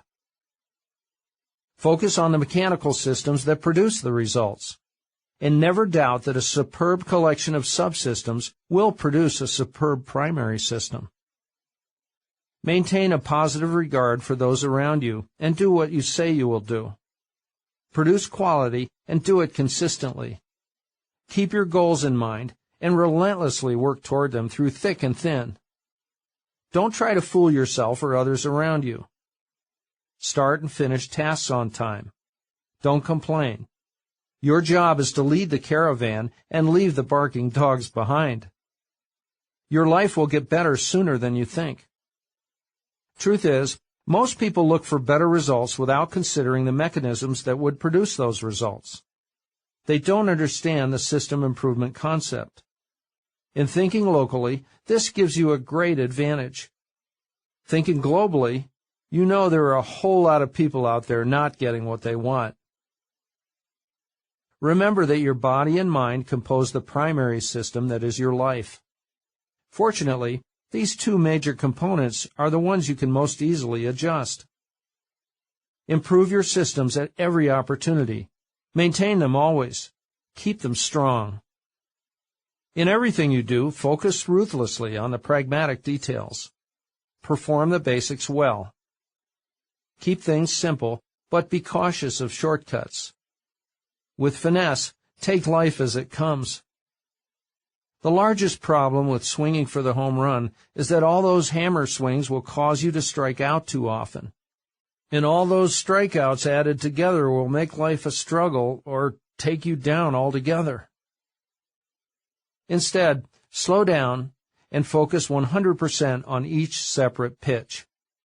Relax, keep your eye on the ball, and make smooth contact. Your steady swing, combined with the right pitch, will send the ball over the fence when you least expect it, and more often than you would predict. See that each swing is a closed entity unto itself. Each has the singular goal of making contact with the ball. When you miss, and of course you sometimes will, calmly accept it as a natural outcome in this numbers game of life, and then, undistracted, give 100% focus to the next swing. Don't multitask. One last time, I remind you that the mandatory adjustment is in your moment-to-moment perception of the world. All your actions stem from this new, outside and slightly elevated vision.